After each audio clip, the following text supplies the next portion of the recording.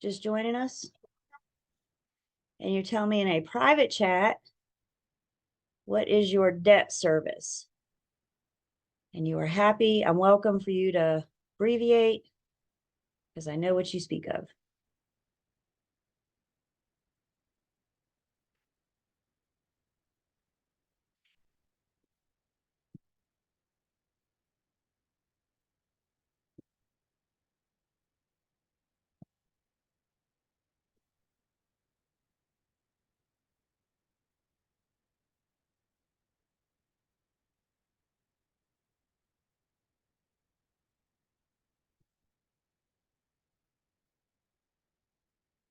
Ryan,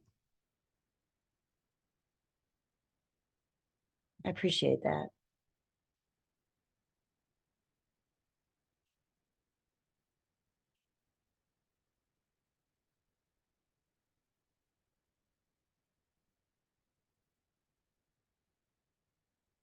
So your debt service, and I think some of you are trying to get there, but let me simplify for it if I may. Your debt service consists of two pieces. Does that help? There are only two things that make up your debt service. Principal, what you borrow, and interest, what you owe the bank for borrowing that interest. The payment you make to the lender every month includes your principal and interest. It also includes your taxes and insurance. Taxes and insurance are not your debt service. When you think of debt, think of money that you owe. So with your mortgage, who do you owe money to? You owe money to the lender. What do you owe the lender? Principal and interest. The taxes and insurance is kind of a side piece. They're not collecting that money. They're just holding that money in that escrow account. So they have that to pay those bills on your behalf. Again, you guys, I think it is way too easy to say principal and interest on your exam. So we need to know when they talk about your debt service, what they're referring to is your principal and your interest. Was it last class? Was it Tuesday night? We talked about amortizing, and we went over those 3 steps on how you can amortize your loan every month. So you can find this month's monthly principal, this month's monthly interest. The monthly principal and interest is your monthly debt service. And that's where we're starting tonight. So we're at the end of unit 15. And I think one of the questions we addressed on Tuesday was, will the problem always give me the monthly principal and interest? Will it always give me my monthly debt service? And the answer is no. They may not always give you that. But if they don't give you that, then they've got to tell you how you can find it. And how we find it is how we start. We start with a formula that you just have to know. So I'm going to let you guys write this down. I have yet to figure out how to do the T-bar on this thing. It's just a formula we just got to memorize. I think this should go on a flashcard. So write it down, and we got lots to say about it, but I want you to have it in front of you first.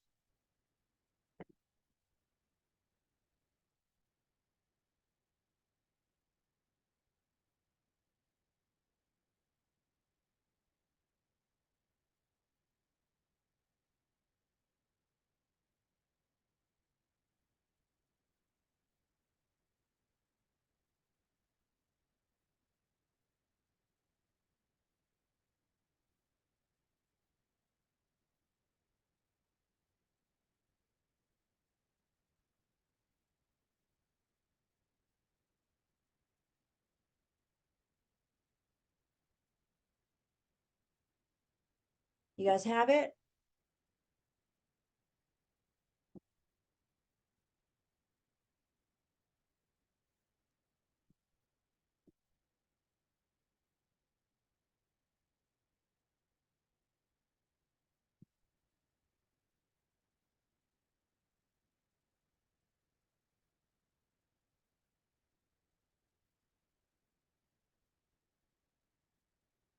So if the problem is wanting you to amortize, or if the problem is wanting to deal with your monthly debt service, your monthly principal and interest, they may not give you that number. Remember when we worked the ones last week, they told us, I think it was $499.55. What if they don't give us the 499.55? Then they have to give us the pieces that we need to find it. So they'll have to give you the loan amount. They'll have to give you something called the rate factor, which I'm getting ready to talk about. They're not going to give you the thousands. So we need to know the formula so we know what to do with these numbers. Let's talk about this rate factor. And I'd like you guys to all turn with me in your books, 432 and 433. It's at the end of Unit 15, pages 432 and 433. And what you're looking at on 432 and 433 is a mortgage factor chart, also known as a rate factor chart. So we have several different things going on. The first column, you see where it says rate? That's referring to the interest rate. And then all the columns after that are the term. Is it a 10-year loan, 15-year loan, 25-year loan, 30-year loan? So the problem would give you the interest rate. It would give you the term. And or it would give you the rate factor. If it doesn't give you the rate factor, then it has to give you the interest rate and the term. You do not have to memorize this. Everybody take a big deep breath with me. You don't have to memorize this thing, but you do need to know how to work it, because I have had students come back from the current testing center. I don't know if you'll see this in the new testing center or not, but if they ask you to find the rate factor, there's this big chart on the wall that you look at that chart to get that number. So the first thing they would give you is the interest rate. So you take your finger, slide down the left-hand column to the interest rate, and then you slide that finger over to the right to the term. That lets you find your rate factor. So everybody hear me. If they want you to solve for monthly principal and interest, they're either going to give you the rate factor or they're going to give you the chart to find the rate factor. Questions so far?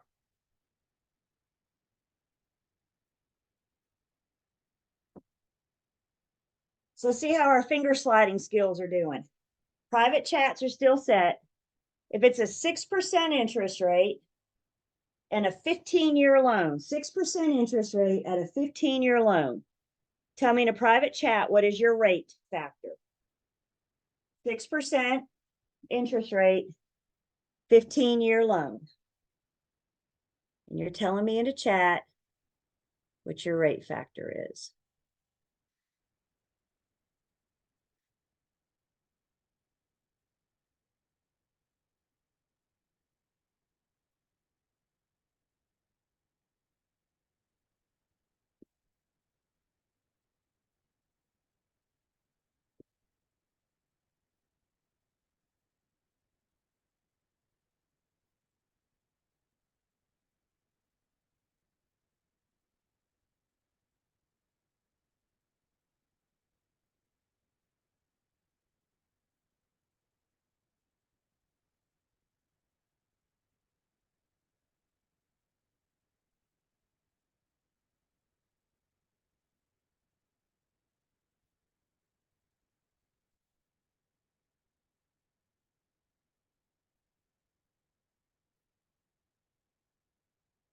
Brian?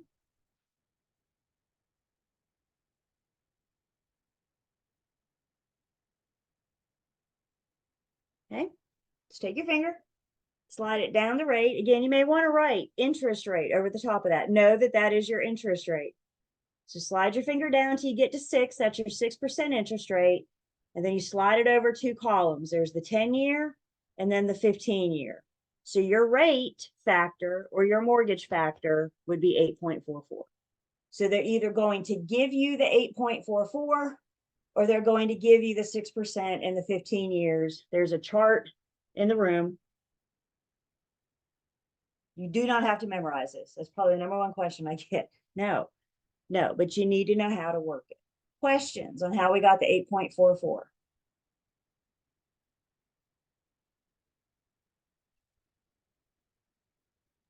Are we doing another one? We're going to do a full-blown problem together. Okay. But you want to find another rate factor? Yes. Okay, all right. I'm sorry. Normally I'm good at math, and this one I think I'm making it too difficult. Okay, so 7% interest rate at 7% interest rate. The problem tells you it's a 7% interest rate. Now it's a 30-year loan. What is your rate factor?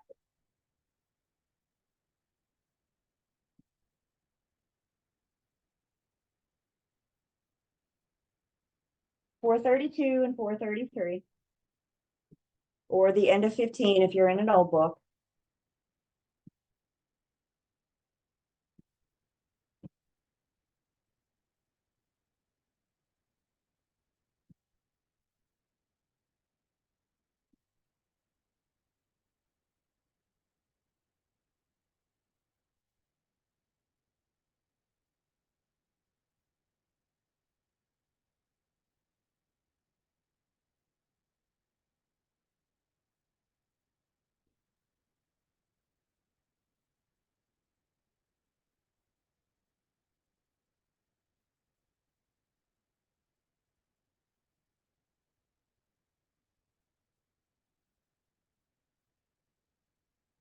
I don't see a problem. Do you guys see a problem? I I'm not understanding. Right now, we're just trying to know how to work the rate factor chart. We haven't done a problem yet. So all we want, the answer we want is what is the rate factor? In the old book, I don't know, but it's at the end of unit 15.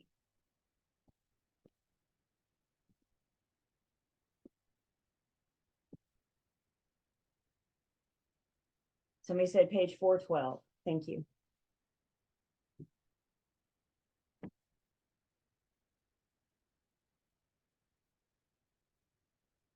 So take your finger, go to the first column that says rate, slide down till you get to 7. Does everybody see that? That is a 7% interest rate.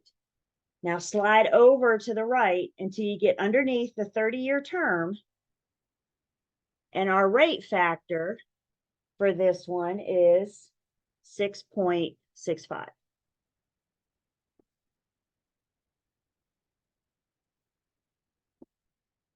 Questions on how we got the rate factor?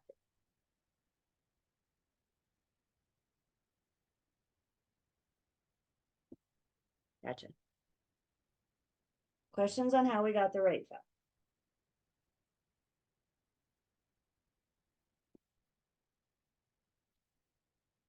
So what do we do with that rate factor? That's the number we need to plug into this formula. So let's stick with a rate factor of 8.44%. Let's say, for example, the problem tells you the loan is for 100,000. They tell you the rate factor, or they give you the information you need to find it. What do you need to find it? Interest rate and term of the loan, how many years it is. You have to know the rest. So the loan amount is 100,000. Either they've given you the 8.44 or you found it. And again, we've got to know the formula. So then the last step would be to divide by 1,000. So using this information, filling in our formula, tell me in a private chat, what would the monthly debt service be?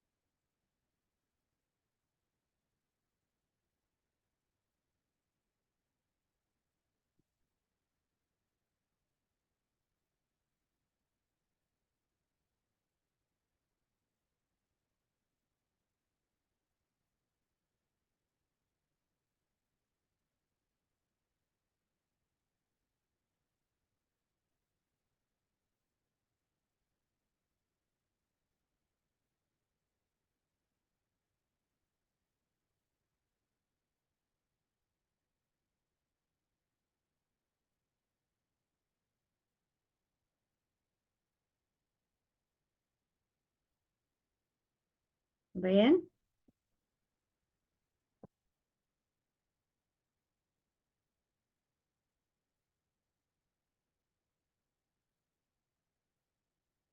So we've plugged in our formula.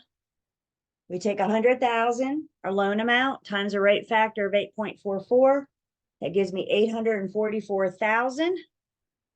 We divide by 1,000 and we get a monthly payment, a monthly debt service of $844. Questions before we look at a real problem? You've got to know the formula. I always say knowing the formula is like 80% of the battle. If you don't know the formula, if you come to this test question and you don't know the formula, if you don't know what to do with the numbers, my suggestion is to put down B or C or A or D, whatever's your favorite, and move on. Don't spend precious test time when you don't know the formula. It's not going to do you any good. Is everybody with me? So you might as well, if you don't know the formula, you might as well just move on or stare at the question and waste time not knowing the formula. You guys with me? Know the formula is like 80% of the battle. So I think all formulas should go on a flashcard so we can memorize these things. Questions on this? How do we get the 844?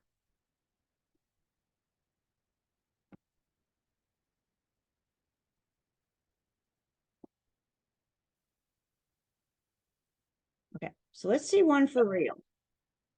Out in the wild, what would it look like? Keep your chat set to private.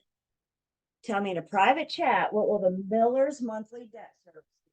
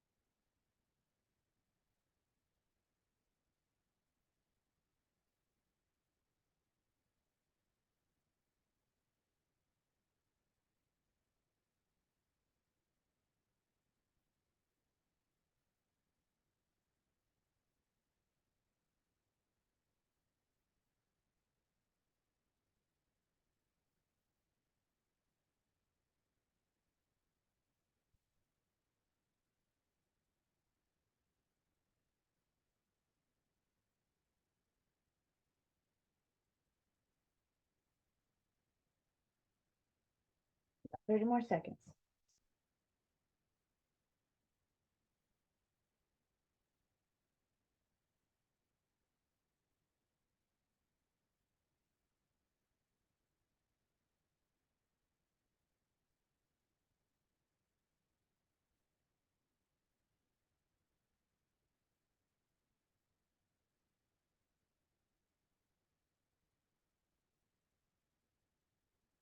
What's the first thing we do when we see a math problem?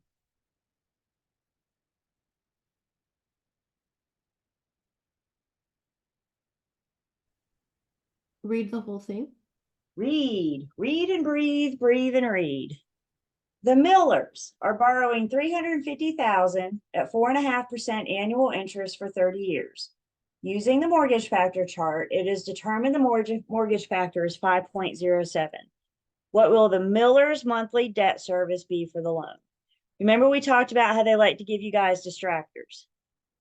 If you know the formula, you're not going to be tricked by distractors. If we know the formula, what do I need? Loan amount, rate factor, and 1,000. So what are my distractors? Interest rate, term. Those are numbers they're meant to distract you. All we need are loan amount, rate factor, and 1,000. So if we solve this problem, we take, to find our monthly P&I, we take our loan amount. Perfect. Somebody just said you cross out the unnecessary information. I love it. Obviously, you can't do that on the computer, but you can on your scratch paper, can't you? You could write down 4.5, cross it out. 30-year, cross it out. So you can not get that distraction out of your mind. Whatever it takes, you guys, utilize your scratch paper. So we got our loan amount, we got the rate factor, and then we have our thousands. So we take 350,000 times 5.07, and I get 1,774,500 divide by 1,000, and we get a monthly debt service of $1,774.50. That's their monthly debt service. I now know the loan amount, I know the monthly payment, and I know the interest rate. That's all I need to amortize this thing every month for the next 360 months. That's it. You do those 3 steps over and over and over and over again. Questions on this?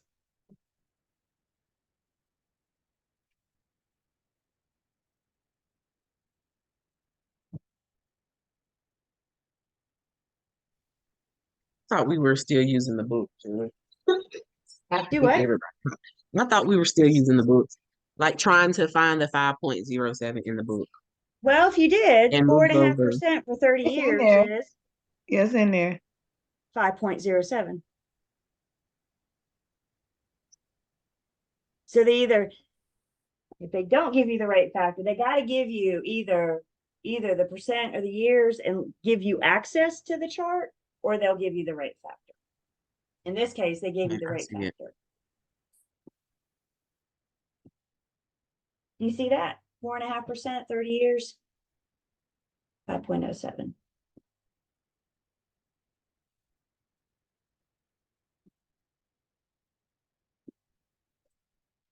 The next piece of math in Unit 15, I'm not going to lie, doesn't tend to be our favorite piece of math.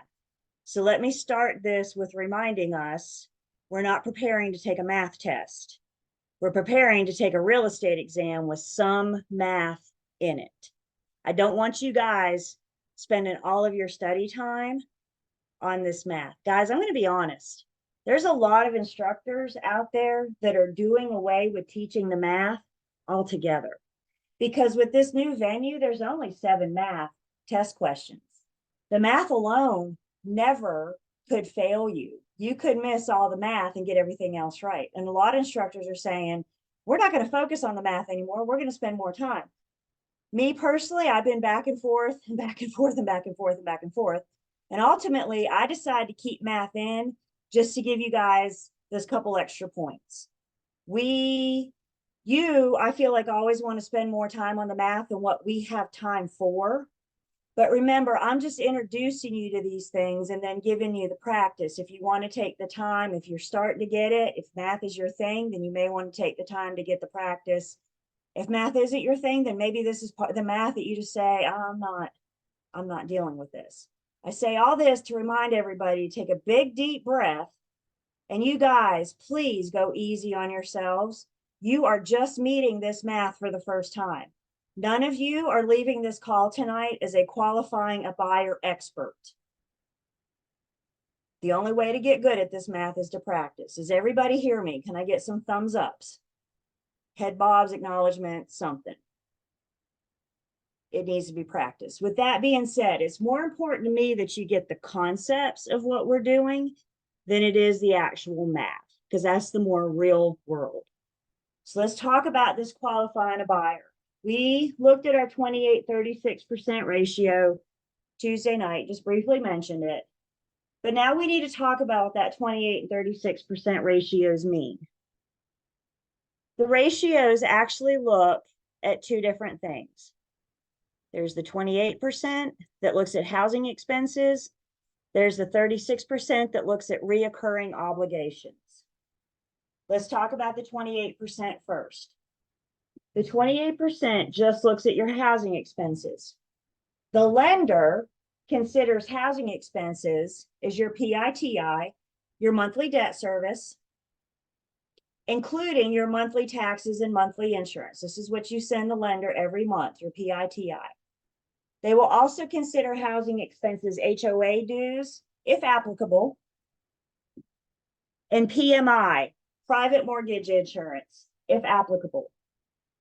Somebody remind me, PMI, private mortgage insurance, is on conventional loans when the loan to value ratio is greater than what? Loan to 80%. value ratio is greater than what? 80%. 80%. Remember, with conventional loans, the government doesn't offer the lender a safety net. So in the event of the borrower's default, the lender's on their own. They bear all the risk. If the loan to value ratio is 80% or more on a conventional loan, they may charge PMI. So the HOA dues and the PMI piece are, if applicable. The problem mentions them. So what's this 28% mean? Let's talk about pie again. Let's pretend that the whole pie represents the borrower's monthly income. All the money that the borrower has coming in every single month. Of the borrower's monthly income, the lender will allow 28% to go towards housing expenses. What are housing expenses? PITI, HOA dues, and PMI.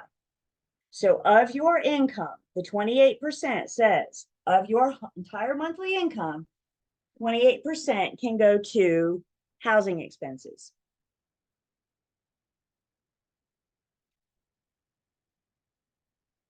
The second ratio, the 36%, looks at the borrower's recurring obligations. Recurring obligations are your housing expenses, PITI, PMI, and HOA dues, plus your recurring debt. What are those bills that you sit down and pay every month? Car payments, credit cards, medical bills, child support, alimony, school loans. Those bills that you pay every single month fall under recurring debt, recurring obligations. Again, if we look at pie and we think pie is the borrower's entire monthly income, the lender will allow 36% of the income to go towards recurring obligations, which include housing expenses plus recurring debt. In order for a borrower to qualify, they must be under both the 28% and the 36%. They got to qualify under both. So we're going to run some examples in just a second. But if your borrower qualifies 28.2% for housing expenses, they won't get approved for that loan because they're not under that 28%. Let's think this through. Your income is your income. Unless you get a job change or a raise or something, your income is what it is at the time you're buying this home. And that's all the lender can approve you on. We don't know what's going to happen in the future. You may think you're going to get a raise, but that doesn't mean you're going to get it, right? So the lender's got to base this on what your monthly income is at the time you're buying this home. They want to make sure that once you pay them and once you pay this reoccurring debt, this debt that you come into this with, you didn't just get child support after you bought your house. You've always had child support. So we've had to take this into consideration. Car payments, credit cards, etc. And they need to make sure all we've pretty much done at this point is paid bills, right?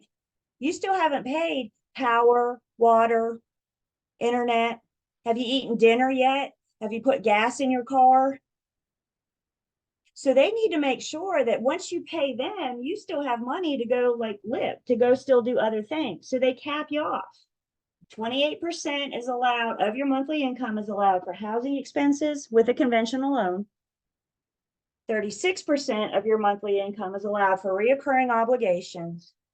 In order for a borrower to qualify, both must be under the 28 and the 36%.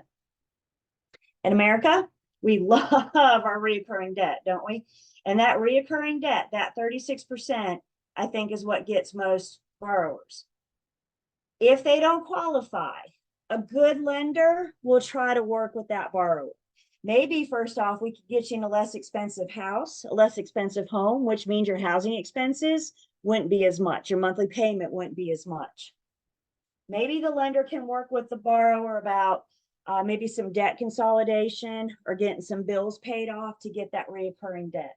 And the reason I say a good lender will help that borrower, because once the borrower does get their qualifying debt ratios where they need to be, that lender wants to be there to help them originate that new mortgage loan. So hopefully they're working with them, getting them where they need to be. But again, they got to qualify under both. Questions on the 28-36%?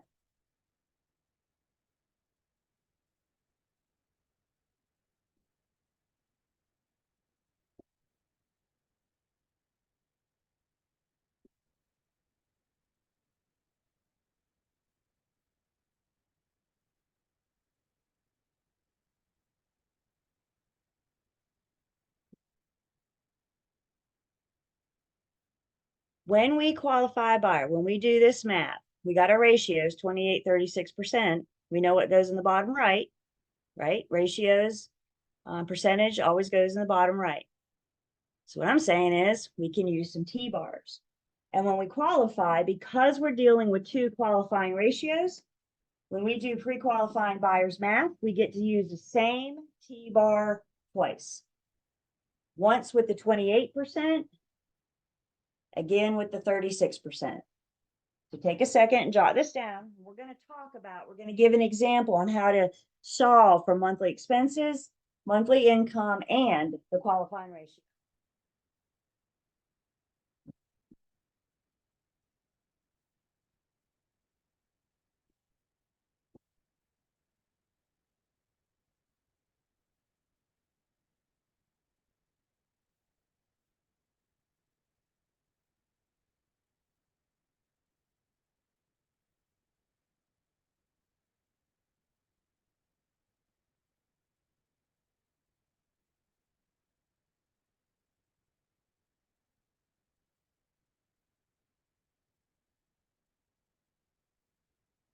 And make sure you get those words monthly. These are all solved using monthly expenses and monthly income. What are you going to do if the problem gives you annual income? Divide by 12. Slash it in half. So somebody's slashing it. Yes. Divide by 12. See, I know what you guys speak of. So when they hear me, when they give you annual income, when they give you annual expenses, the first thing you need to do, you got to speak the same language of the problem. We do that by knowing the formula. We're dealing with monthly expenses and monthly income.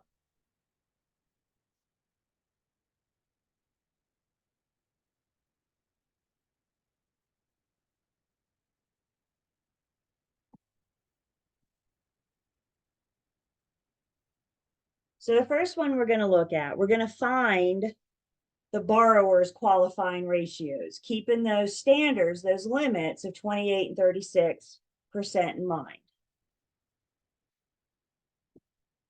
So this says Jerry and Shannon are considering purchasing a home. Together they earn $83,000 per year. Their estimated housing expenses are $1,500 per month, and their monthly reoccurring debt is $1,100. Would Jerry and Sharon qualify for a conventional loan using the 28-36% ratios? I've read the problem. I know it's something to do with qualifying a buyer. I may not know what else is going on at this point, but I know I'm going to need two T-bars because I'm dealing with two different ratios. Each of these ratios does something different. In this case, the question wants to know, would they qualify using these ratios? In other words, would Jerry and Sharon's qualifying ratios be under the 28 and the 36%? So in this problem, what we're solving for is their ratios, the bottom right, using that 28% and 36% as our guide. They have an annual income of $83,000. What am I going to do with that? Slash it. Everybody's slashing it now. We're just going to slash that thing by 12, aren't we? So 8,300 divided by 12 gives us monthly income $69.16 and 67 cents. I'm talking about the same people for the same loan, the same property. So the income's going to be the same for both. Jerry and Sharon's income did not change. So their monthly income, 69.16, 67. Let's look at the first ratio, the 28%, just at the housing expenses. I'm in unit 15. Old book people, I think somebody told us that was on page 412. New book. You know what? Old book people, you don't have this, so I copied it and put it in the online learning system for you. Sorry about that. This isn't in the old book, but I got it in the online learning system for you under the Julie folder. So looking at the 28% ratio first, just dealing with housing expenses. The problem tells us that their estimated housing expenses are $1,500 per month. What do we say housing expenses were? PITI, HOA dues if applicable, PMI if applicable. They didn't break it down for us in this one. They just said, here are their housing expenses. The back fourth line on the T-bar means divide. So we take 1,500 divided by 69.16, 67, and we get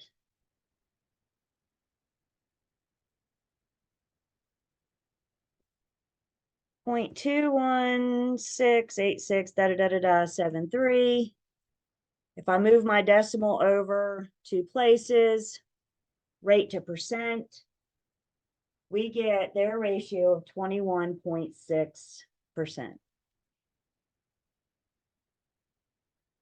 The calculator gives you rate, you move that decimal over to the right 2 places to get percent. So far, so good, right?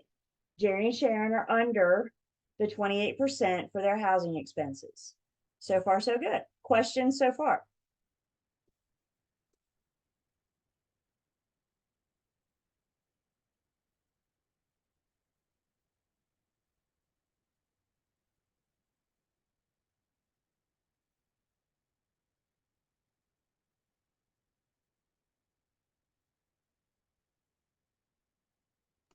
Julie, I have a question. Yes.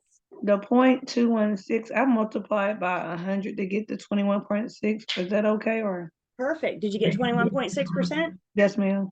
Awesome. So you either move the decimal over 2 places or you multiply it by 100. Yep. Your 4 choices are going to be rate or percent. They can't give you 0.216 and 21.6% because that's saying the exact same thing.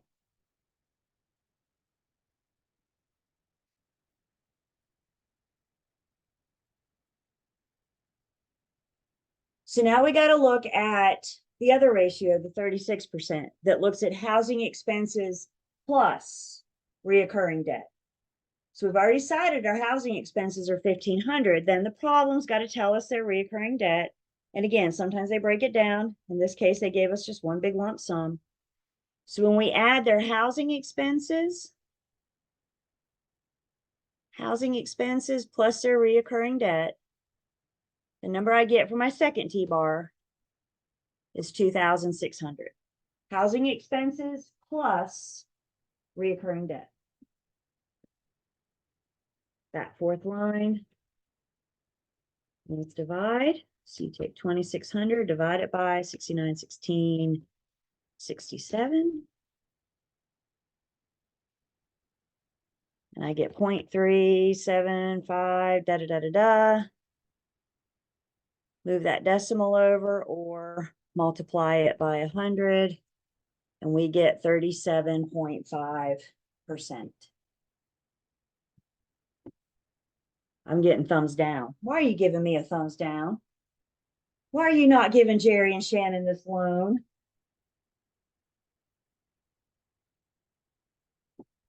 Because they're over 36%. They got too much debt, don't they? They're over that 36%. And guys, they got to qualify for both. Jerry and Shannon are not getting this loan. They got to qualify for both. Again, a good lender, you know, like I said, maybe we get them out, look them at less expensive homes, which means their housing expenses would be a little bit less. If they really, really, really want this home, then the lender, we may need to do some debt consolidation or something. We got to get that number down under 36 in order for them to qualify. Is this conventional loans only? These numbers are conventional loans. FHA uses different numbers. VA uses different numbers. Every test question I've ever seen is just on conventional. Julie, I feel like I missed something. Okay. So I know we had to combine the housing expenses and the recurring debt, Mm-hmm.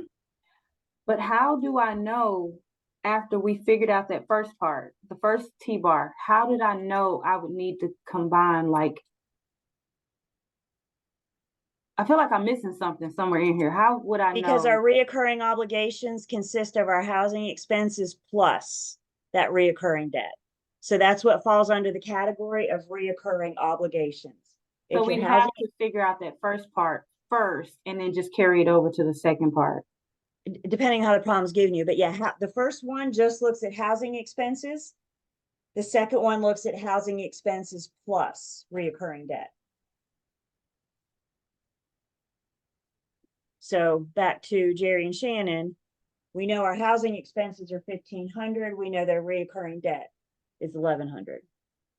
So why wouldn't, okay. Okay, Housing expenses are used twice because remember who the lender what the lender cares about? their money. Their money. So they want to make sure you can pay them their money back. So they got to take two things into consideration. Can they afford the loan? And can they afford the loan with their already existing debt? When you go in to buy a home and you already have debt, the lender needs to take that into consideration because you already have made commitments to those debtors to pay them. And now you're wanting to pick up the lender as well. And they got to make sure that you can afford just to pay them and to pay them and all your other bills, all that other debt. So the first one is housing expenses. And the other one is housing expenses plus recurring debt.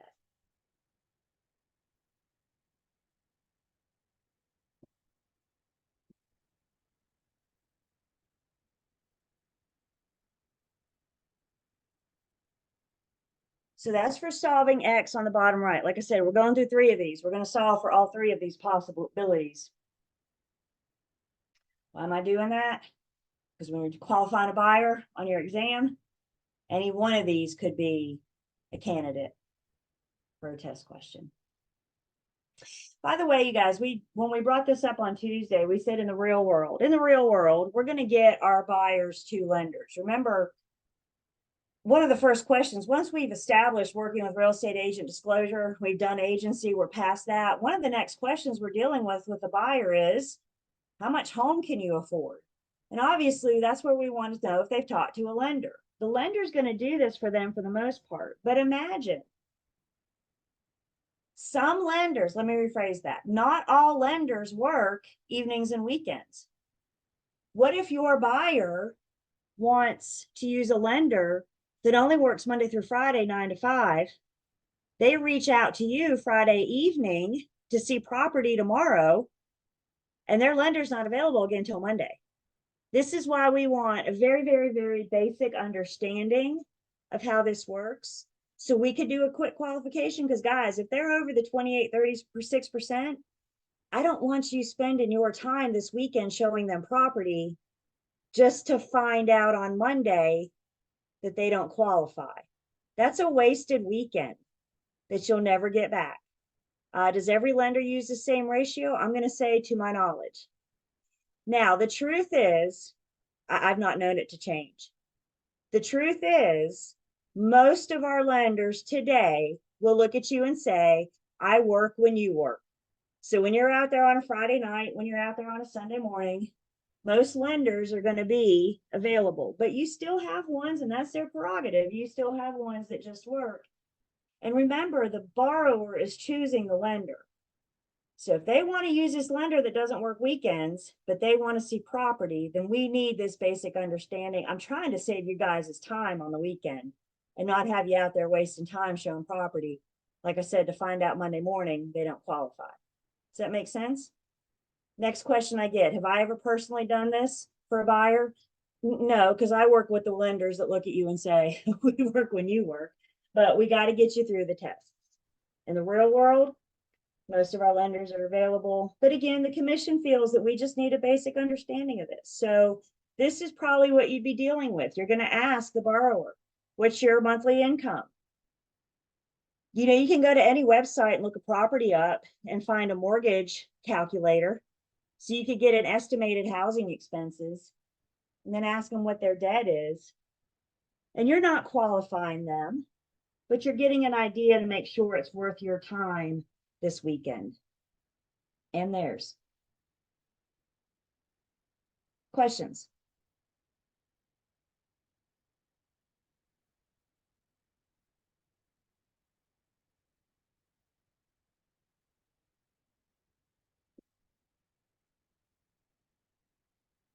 So that's solving for the bottom right. Let's talk about solving maximum housing payment, maximum expenses. Well, maximum housing expenses, we'll say. And we're getting ready to see a couple T-bars, but I know some of you are formula people as well. So if we are asked to find their maximum housing expenses, we still have to run both ratios. So you got your to find those maximum housing expenses, we would take the income times the 28%. On the other one, we take the income times 36%. Again, we got a T-bar. Once we take that income times 36%, we're going to back out. We're going to deduct their reoccurring expenses because that allows us just to look at housing expenses versus housing expenses, apples to apples, if you will. So the first one, the income times 28%.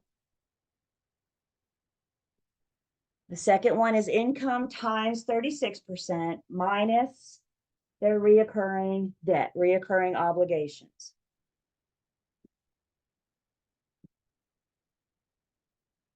We run these two T-bars, and now we have two numbers. We have two housing expenses. The problem wants to know what is the max.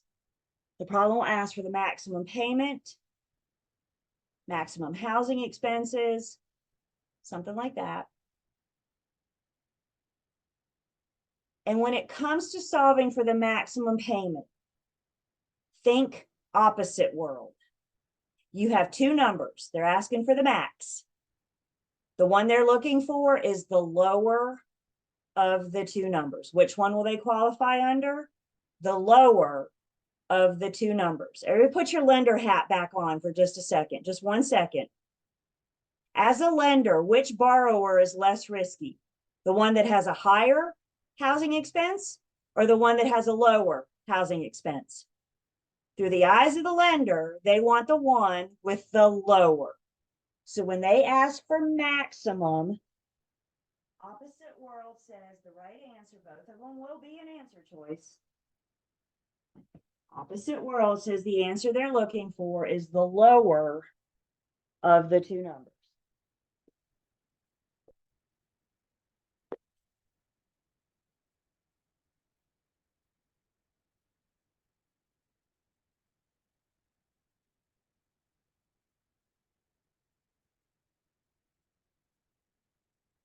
Same T-bars we saw before.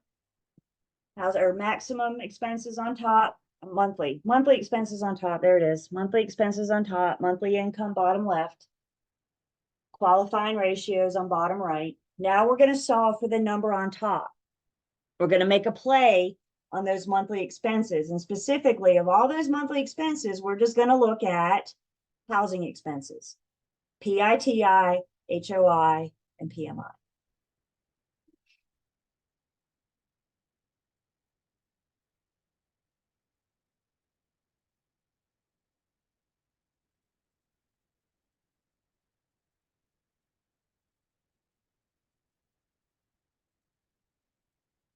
You ready to see one of these?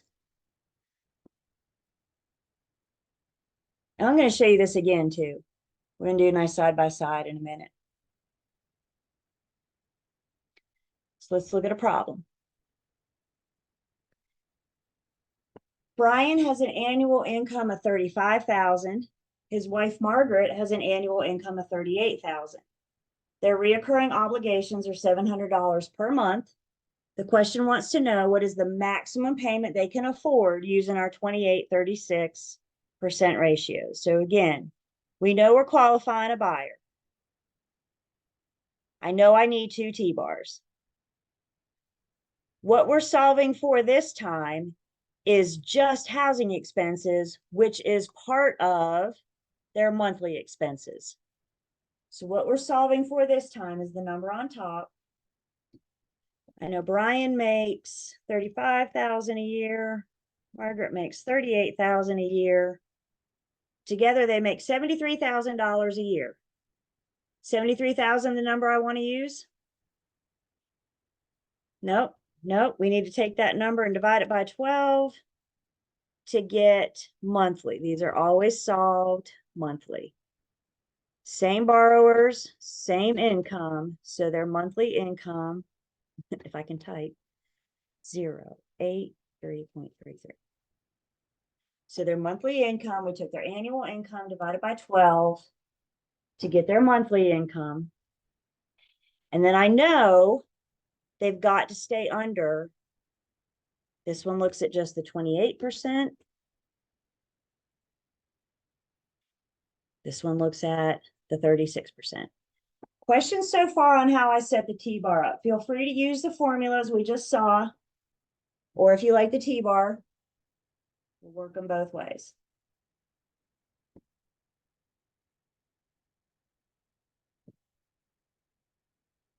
So we're looking for that maximum payment, that maximum housing payment, which is what that first T-bar is all about. Up down line means multiply. So we're going to take 6083.33 times 28%.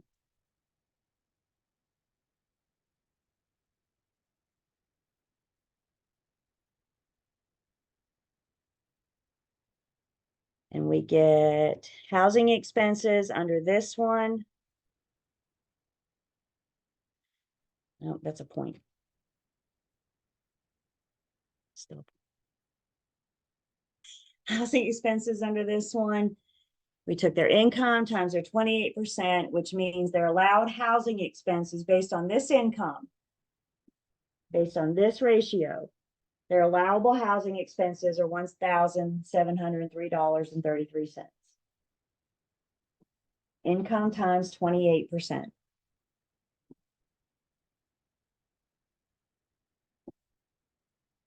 Then we got to look at the next one. Up down line still means multiply. This is dealing with housing expenses plus reoccurring debt. So we first figure out what the number is on the T-bar. Up down line means multiply. So 6083.33 times 36% gives me 2189. Let's say 2190 because I'm getting 219.99999. So we'll just say 2190, round that up there. Understand that 2190 is housing expenses plus reoccurring debt. What does the lender care about? Housing expenses. So how do we do a true side-by-side comparison? We deduct the reoccurring debt. So now we're looking at housing expenses as allowed on the 28%, and we're looking at housing expenses as allowed on the 36%. Problem wants to know what's the maximum payment. Which one is less risky to the lender? The one that wants a payment of $1,700 or the one that wants a payment of $1,490? They want the one higher or lower. You can show me the higher of the two or the lower of the two. They want the lower of the two. Does everybody get that? If you were the lender, the less expenses they have, the less risky. So once we run that twice, which one are Brian and Margaret going to get qualified under? They will be approved with housing expenses of $14.90, the lower of the two.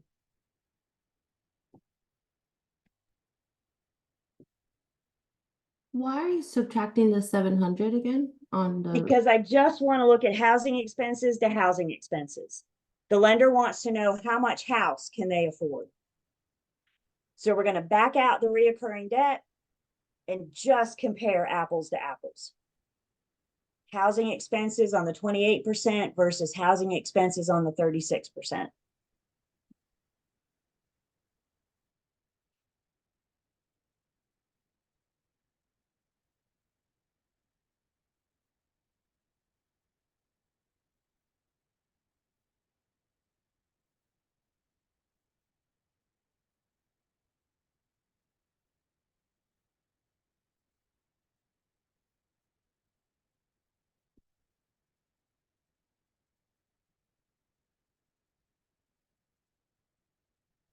Questions?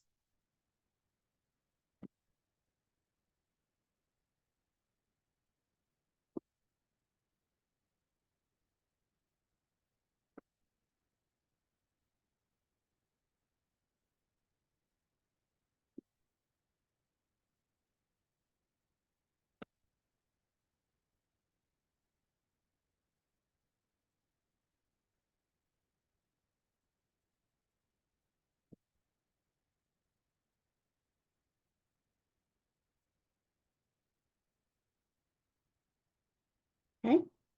So we've solved for the number on top. We've solved for the number on the bottom right. Let's take a break. We come back, we're going to solve for the number on the bottom left. And then we're putting the calculators down for the night.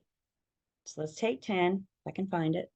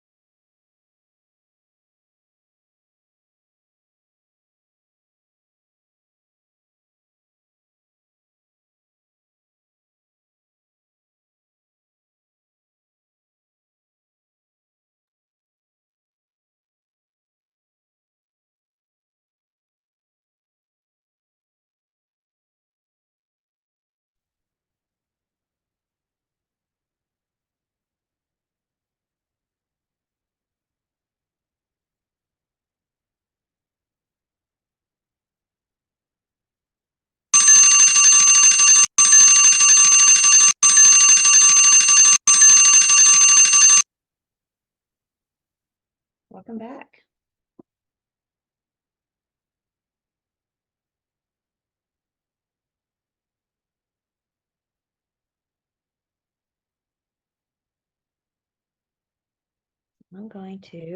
Cameras are back on. I'm going to take attendance. Let's look at this last piece here.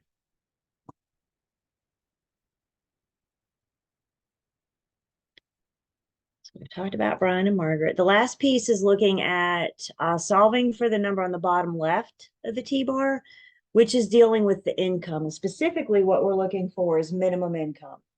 So again, formula people. Now we're going to take that number on top, those housing expenses, divide it by 28%.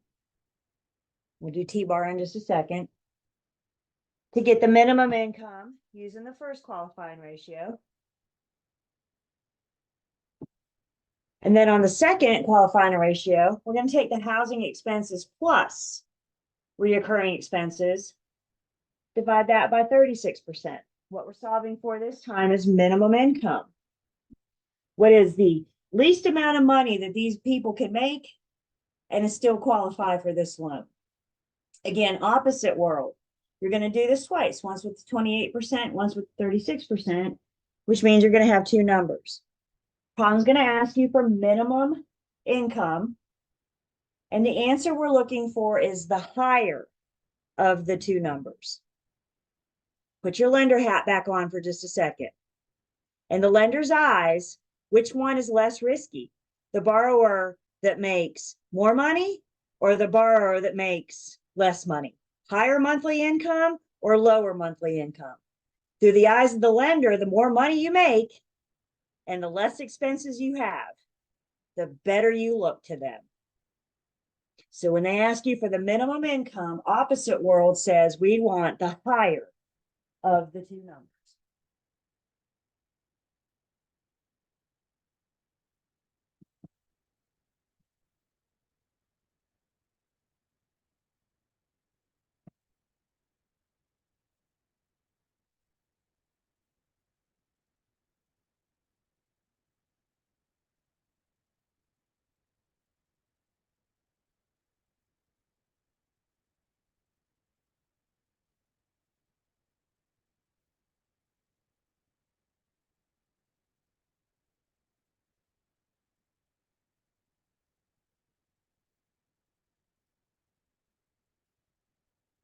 So you got this jotted down? You ready? Last one. Welcome back.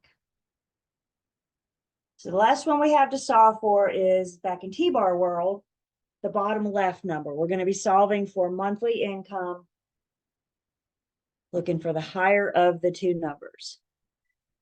So let's talk about Charles and Hannah. Charles and Hannah want to buy a home with a PITI of $1,900 per month. The private mortgage insurance will be $600 per month. HOA dues are $600 per year. Recurring debt is $1,100 per month. What is the minimum monthly income needed to qualify using those ratios? So qualifying a buyer. Again, we may not know anything else at this point, but just throw down some T-bars and see what we can do with them. Problem solving, we're going to ask for monthly income, which we know are T-bars. So we know now what we're looking for is the number on the left. PMI is $60 per month. HOA dues are $600 per year. I also know my ratios. The first one we're looking at is the 28%. The next one is the 36%. So now what we need to do is start looking at the top of the T-bar, or those monthly expenses. And let's look first just at the 28%. The first ratio is housing expenses only, which is PITI, PMI, and HOA, housing expenses only. So I have a proposed PITI of $1,900. Their PMI is $60 per month. Their HOA dues are $600 per year. Do we want annual numbers? No. See why reading is so important? I'm telling you, this is the kind of thing they like to do to you. So words matter. So 600 per year. What do I need to do with those HOA dues? We're slashing them again, aren't we? So 600 divided by 12 gives me $50 HOA dues. And when I add all that up, I get housing expenses, welcome back, of $2,010. PITI plus PMI plus HOA dues. First one just looks at housing expenses.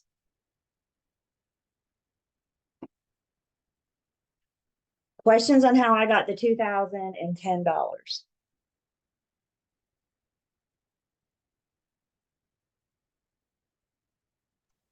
Yeah, how'd you get the 2010 again? I was writing.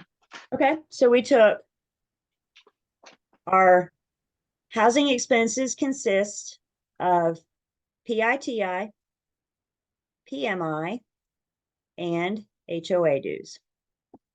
So we had $1,900 per month PITI, $60 per month PMI. My HOA dues are $600 per year. So we divided by 12 to get 50 per month. And add that up, we get the $2,010.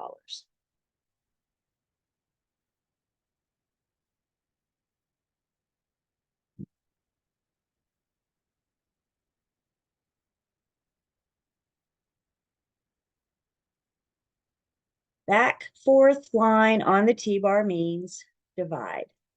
So we take 2010 divided by 28%, and I get monthly income on this ratio of $7,178.57. Just looking at the 28%, the monthly income is $7,178.57.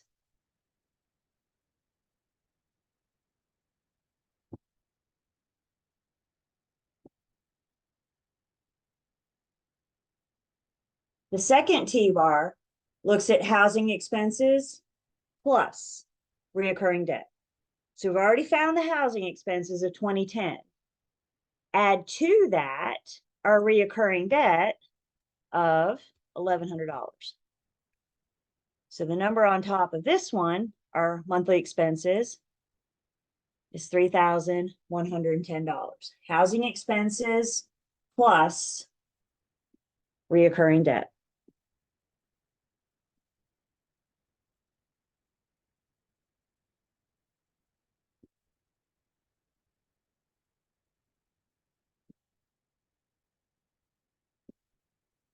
Back fourth line means divide.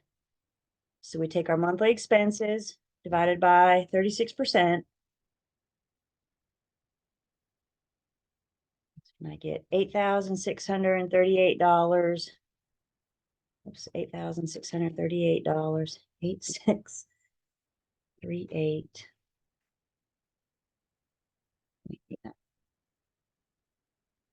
So we have monthly income under the 28%, just looking at housing expenses is $7178.57. We have monthly income looking at housing expenses plus reoccurring debt, $8638.89. The problem's asking what is the minimum income.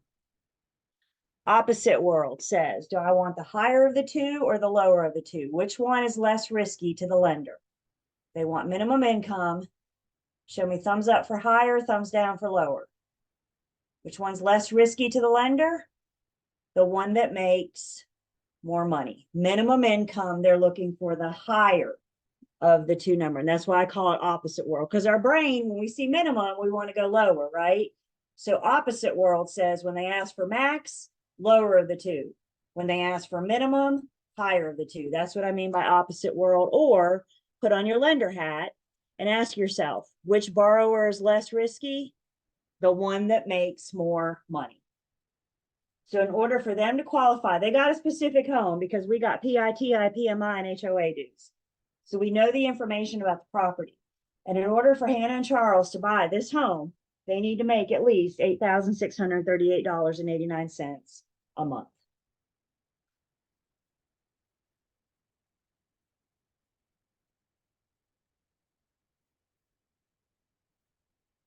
Questions?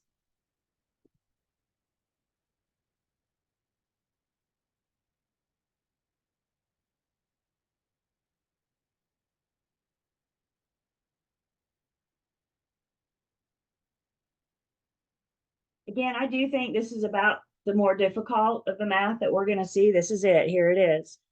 I got plenty of practice for you guys. I'll show you in just a second. With that being said, you're not going to get more than one of these. Qualifying the buyer math problem. If you guys want to spend your study energy somewhere, I would do it in the meat of 14 and 15. The math is not your main focus. Questions on this?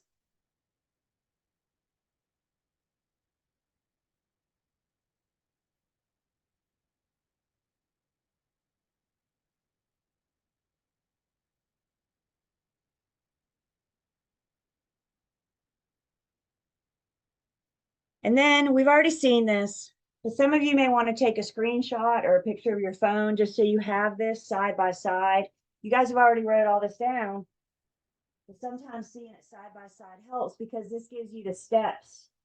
When we're doing maximum payment, we're multiplying. When we're doing minimum income, we're dividing. So you got formulas, you got T-bars, and this kind of helps you your guide on what to do with each or how to set up your T-bar.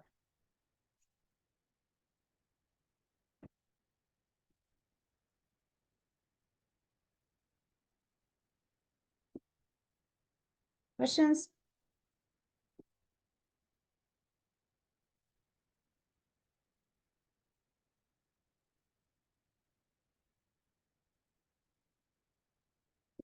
All right.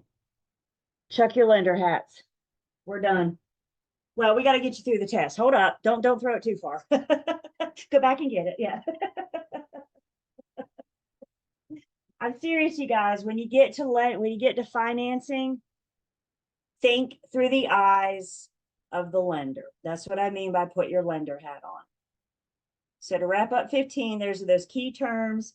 I got to get you speaking lender. So knowing those key terms, knowing what those words mean. Key point review is on 436. Cliffs notes. Student quiz is on 439.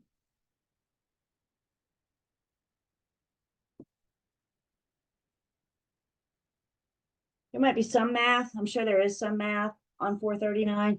By the way, Tuesday, when we've wrapped up Unit 14, we said there were 3 problems that you can't do yet. Now that we know how to solve for PI, you can go back to 14 and get those problems. So you can do those practice problems there too. And then math concepts. Old book people, you don't have as much information. You don't have qualifying a buyer math in your book. That was one of the big changes we got with the new books. So old book people, I have copied the pages from my new book and made it available to you in the online learning system. So if you're an old book person, I will show you in just one second where you can access it. New book people, those math concepts are on 431. It looks at both qualifying a buyer and monthly P&I.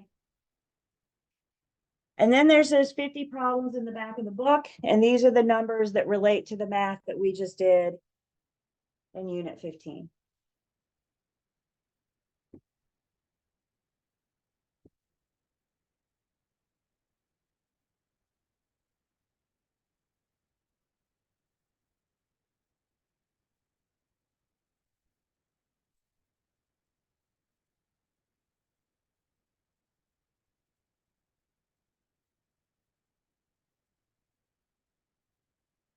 If we go look, a couple things in the online learning system. First off, old book people. Here's your pages from new book. There's stuff in Unit 10 that we talked about that you don't have in your old book. So I put that in here. And then if we scroll down, Wait patiently for it to load. Here is that qualifying a buyer in unit 15 that you don't have. So old book people that were in the Julie folder in the online learning system. All of you, we go back up to unit 15. There's some extra math, so there's some good quizzes, some financing quizzes, qualifying a buyer is in here as well. So please make sure you're taking advantage of this practice quizzes. Guys, we're going to get to a point, we're not too far away, believe it or not, but we're going to get to a point where we're done reading the book. We got to solidify the information. And this is why I'm such a fan of the quizzes, because not only do the practice quizzes help you know if you know it or not, but it also gets you in practice reading some of these dang test questions. Have you guys seen enough of these to know that some of them are just downright tricky? Some of them are out to trick you. So the best way I know to prepare you is to give you lots of practice so you can work through these test questions.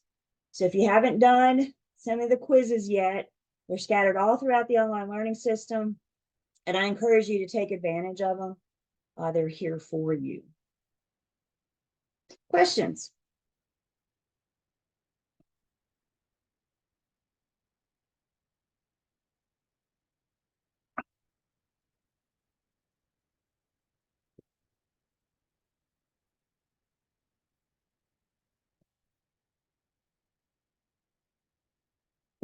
So I got a present for you guys.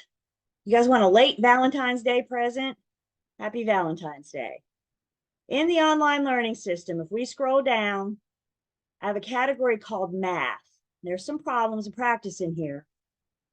But what I want to point out, I have something called a math workbook. Now we're going to look at that first page in a second. But the math workbook gives you additional practice. Here's the formulas for the math that we work in this class, and then some extra practice problems. So like, for example, and they're broken up in like the topics. So this is tax calculations. This is what we did back in unit 3 with some practice problems. We're getting ready to get into proration of taxes in 21. So when we get there next week, you can look at that. What else do we have here? Here's area and volume, some formulas and extra practice that we did back in unit 4.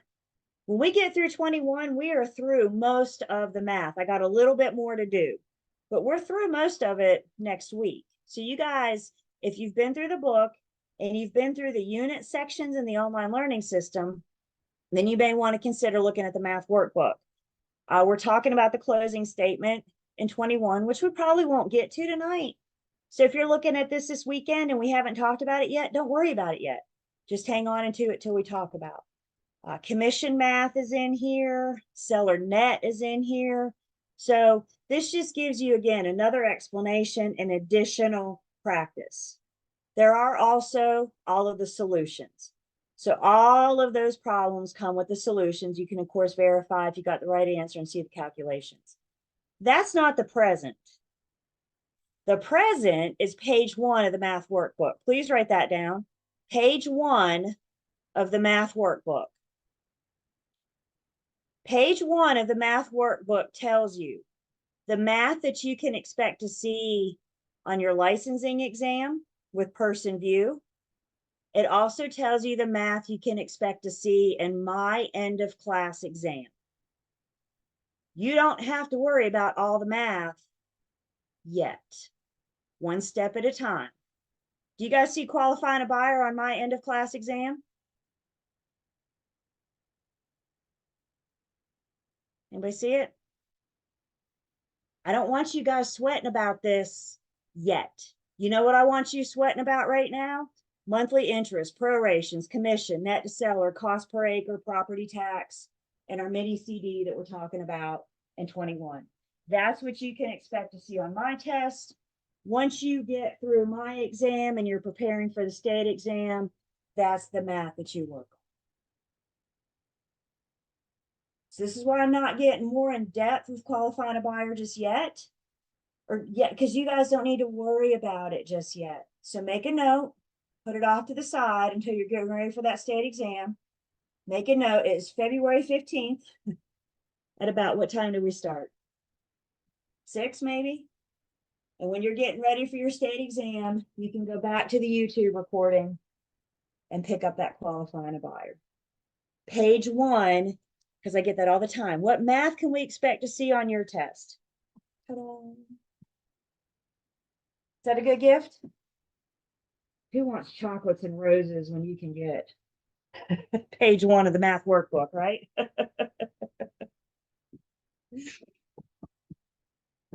I got Skittles and daisies, by the way. Mine knows me.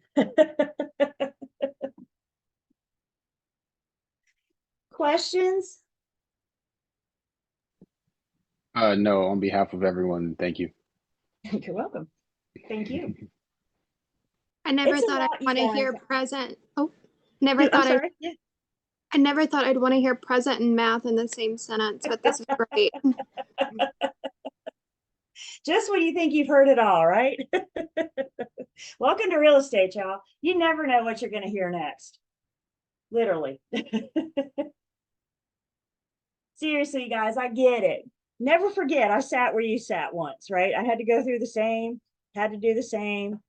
It is what it is. And like I say, if this is something you guys really, really want, you will do whatever it takes to get it.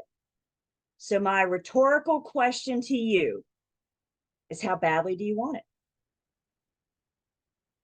No broker in charge is ever going to look at you and say, how many times did it take you to get through the class? How many times did it take you to get through the state exam? No buyer or seller, landlord or tenant is going to ask you. You know what they want to know?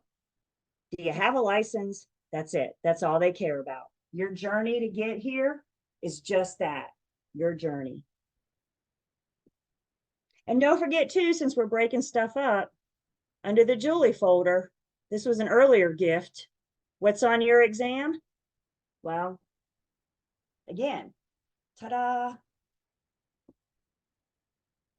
We still have more to go, but we also got to start thinking about, I mean, our last official class is what, 3 weeks from tonight? And then you guys test that Saturday. So we got to start looking at that. Well, we're already halfway through February. The heck has happened to the first month and a half of this year? Quick question. Yeah. Do we have class on the 7th of March?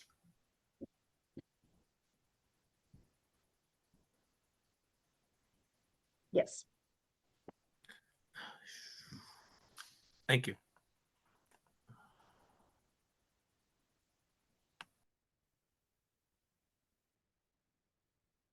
Everybody good? Big deep breaths. I agree. January was only about 60 some days, wasn't it? Now February's just flying right on through. Hopefully, and midterms due tonight. Midterms due tonight. It will cut off and not be available after 11:55 this evening. But we're past the midterm. And this is why we're starting to talk about getting near the end. Keep that your eye on the prize.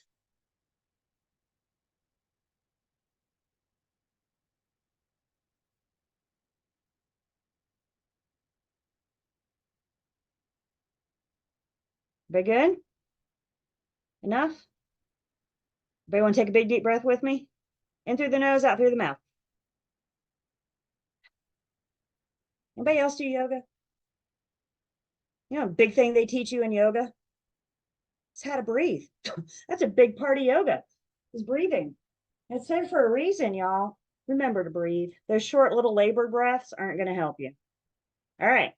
21. I think this one's my favorite. I don't know if I'm allowed to have favorites or not, but I think this one is my favorite because we are finally getting to closing. We've been building up to it. We've created agency. We put our buyers and contracts under contract. We got our buyer pre-qualified. And now we can go to closing. So 21 is all about closing the real estate transaction, drowning in the paperwork. So our guide or our roadmap for this unit, we got to get to closing. So we're going to talk about some pre-closing procedures. We're going to talk a little bit more about TRID. And then the calculate in this unit, we're going to be doing what's called a mini settlement statement, a mini closing disclosure. Can we call it a couple different things? And we probably won't get to that tonight. So we'll know what we have to start off with first thing on Tuesday. So unit 21. Talk about the contract to closing process. And again, it is a process from the day we go under contract to the time that new deed is recorded. It's a process and every step in between. And when I'm talking with buyers and sellers about the contract closing process, I give the visual of working gears. And let's give every role in the contract to closing process a gear. So let's put the seller and the listing agent on a gear. Let's put the buyer and the selling agent on a gear. Let's put the attorney on a gear, the lender on a gear, the home inspector gets a gear, the surveyor, pest inspector, all those people involved in the contract to closing gets a gear. What happens if just one of these gears stops?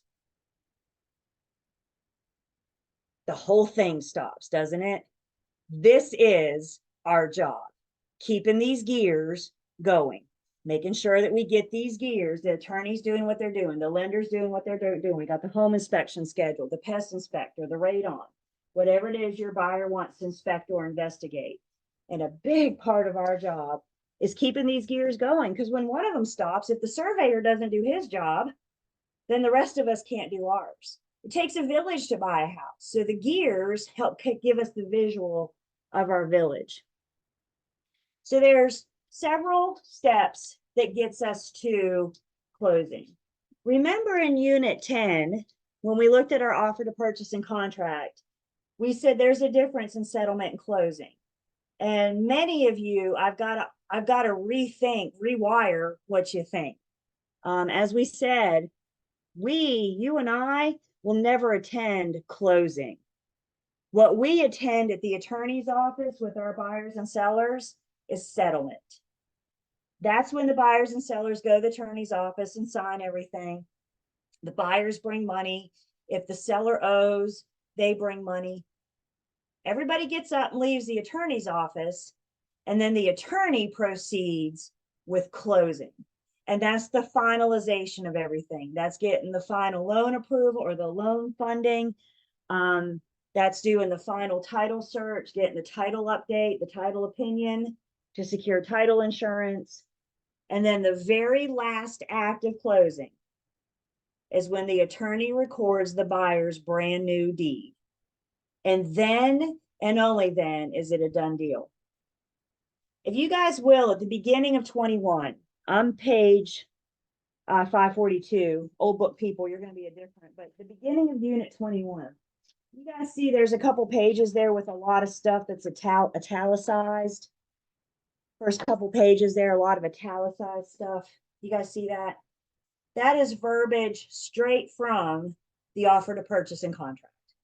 Instead of reading it in the book though, I always want you to go to the form itself. I haven't looked at this in years. I don't know if it's right or not, but I do know the current is in unit 10 material, the online learning system. So there's that definition of settlement and closing, which that hasn't changed, by the way. But there's that definition of settlement and closing, and then we're getting ready to get into the buyer's due diligence period. And all of that is spelled out in the contract as well. So the buyer hires the closing attorney, which means the closing attorney in the transaction represents the buyer. If the buyer comes with a lender, they also have the best interest of the lender.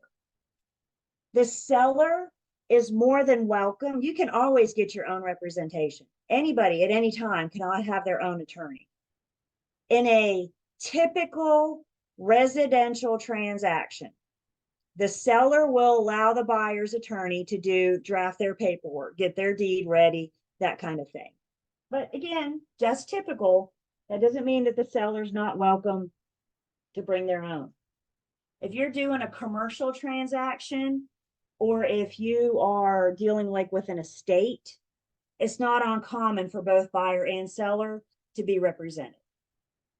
But in a typical everyday resale residential transaction, What we need to know is that the buyer hires the person that we use as the closing attorney. Thus, the closing attorney represents the buyer. The biggest responsibility of the closing attorney is to make sure their buyer client is getting clear marketable title. If they do that title search and they find something on the title that would prohibit clear marketable title, the attorney's responsibility, the best thing they can do for their buyer client is to get with the seller and get that cleared up so they can pass that clear marketable title. So buyer's agents, we talked about going under contract. Mini celebration, do the big celebration later, but I'm all about celebrating the small wins, right? So when you hear you got yourself a deal, we're under contract, do your mini celebration. Make sure your buyers get a copy of that contract, of course. First thing you want to do, send a copy of that contract to the lender, get them starting on it right away. The next thing you're going to want to do is send a copy of that contract to the attorney so we can get settlement scheduled. Remember, settlement date is a negotiable date. So the parties agreed the settlement's going to be on this date. And we can go ahead and get on the attorney's schedule. If we have to delay, we'll work through it. This much I know. We will get through it. So I hear you. Julie, this is all fine and dandy, but when do I get paid? Or more better, when does my firm get paid? Nobody gets any money until that brand new deed is recorded. Because then and only then it's a done deal. Are you guys there? You guys there? Yeah, okay. I'm here. Yes. All right. Yep. I thought I froze. Am I jerky on this end? Okay, so it's just on my end. Okay, good. I'd rather it be on my end than y'all's. I got to pay attention to that. I've just been babbling on for 15, 20 minutes before, and y'all frozen up as you can be. So I got save my breath here. Okay, so nobody gets paid. The attorney's not getting paid. The lender's not getting paid. Real estate agents aren't getting paid. Nobody's getting paid. It's not a done deal until that new deed is on record. All attorneys are different on when they record. Some may record like one batch a day. Some may do a batch before lunch and then a batch again before we go home. I had an attorney in Greensboro once. I was sitting there with my buyers and he said, if y'all can give me 10 minutes, I'll go record and you guys can be on your way. Cut your check, get your key, and you guys can be on your way. He said, can you give me 10 minutes? And we were like, yeah. He said, y'all want a bottle of water? We were like, sure. So what I tell you guys is all attorneys are different. If you've never worked with this attorney before, just ask them, when can we expect to record? You will get an email from the attorney. It's my favorite email in this whole industry. And it says, we are on record. That's what we work every single day for. That's like music. Just saying it gives me shivers. We are on record knows that it's a done deal.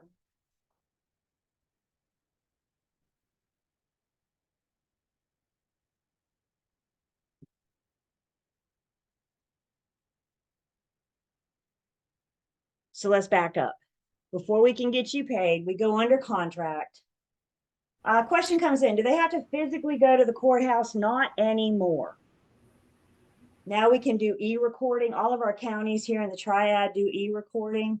But yeah, once upon a time ago, the attorneys had a courier that had to drive to the courthouse once a day and wait in line to get that recorded. Does that not sound like the worst job ever?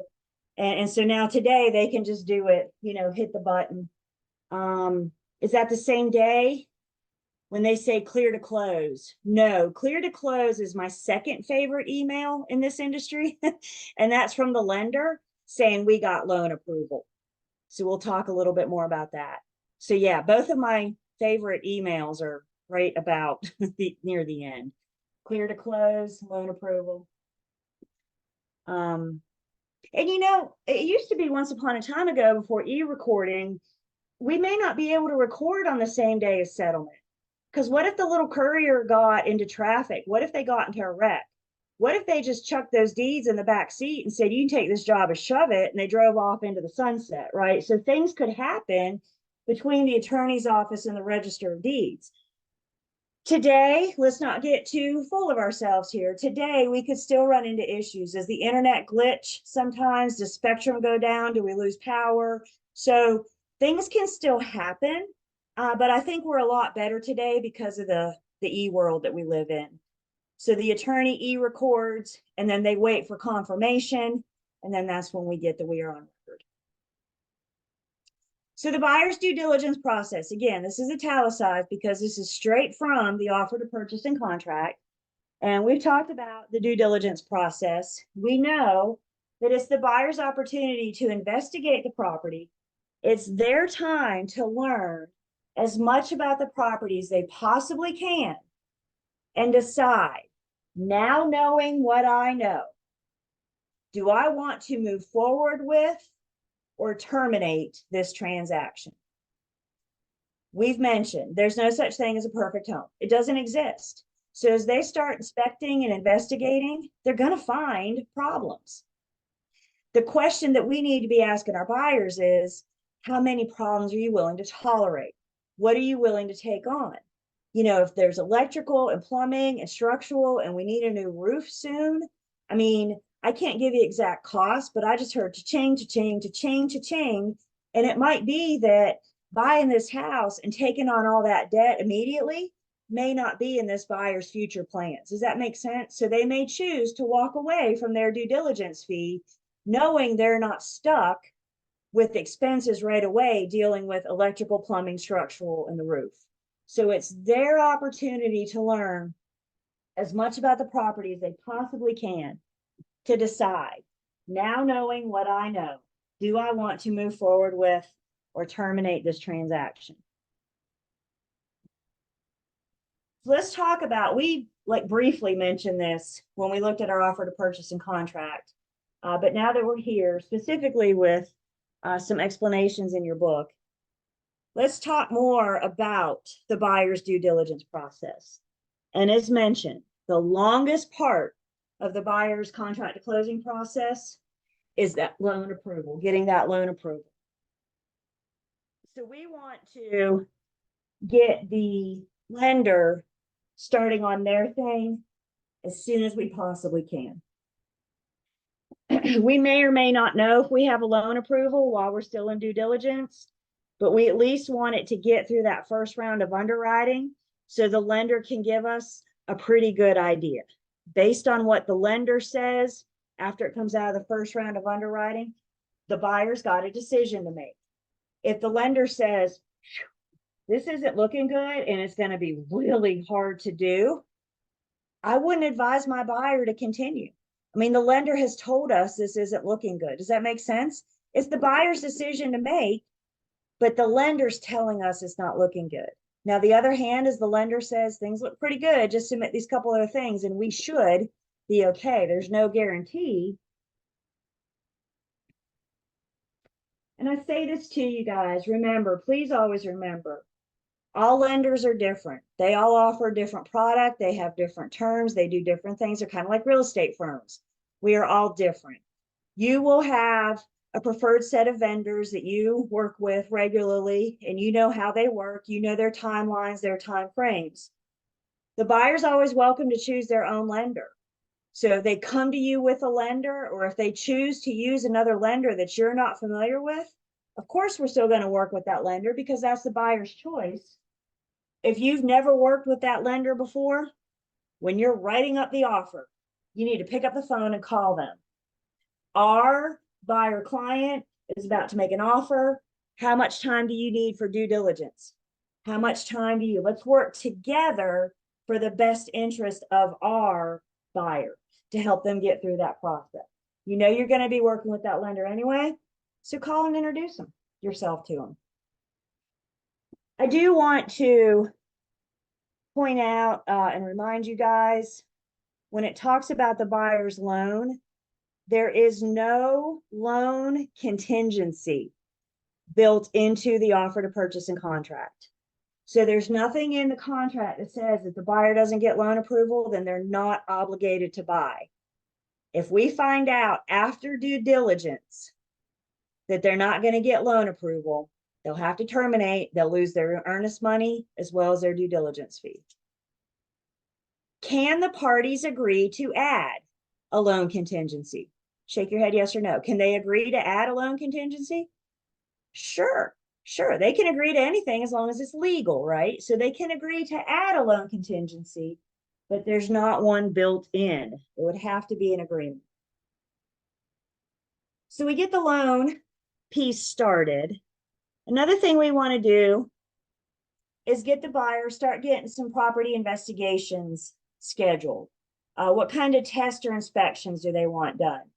All of the property investigation is going to be at the buyer's expense. So this is part of their debits to closing, their closing costs. Buyers should be encouraged to have a home inspection. Buyers, for the most part, are not required to have a home inspection. Yeah, Hey, Julie. Can you hear me? I can. Ashley just said her computer is rebooting. Just FYI, she wanted us to let you know. Okay, thank you. Mhm.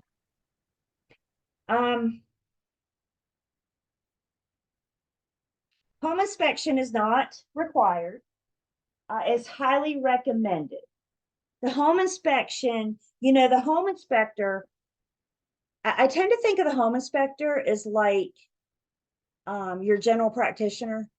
You guys go to the doctor once a year and they do an overall, right? Like run tests and everything. They know a little bit about a whole lot of things, right?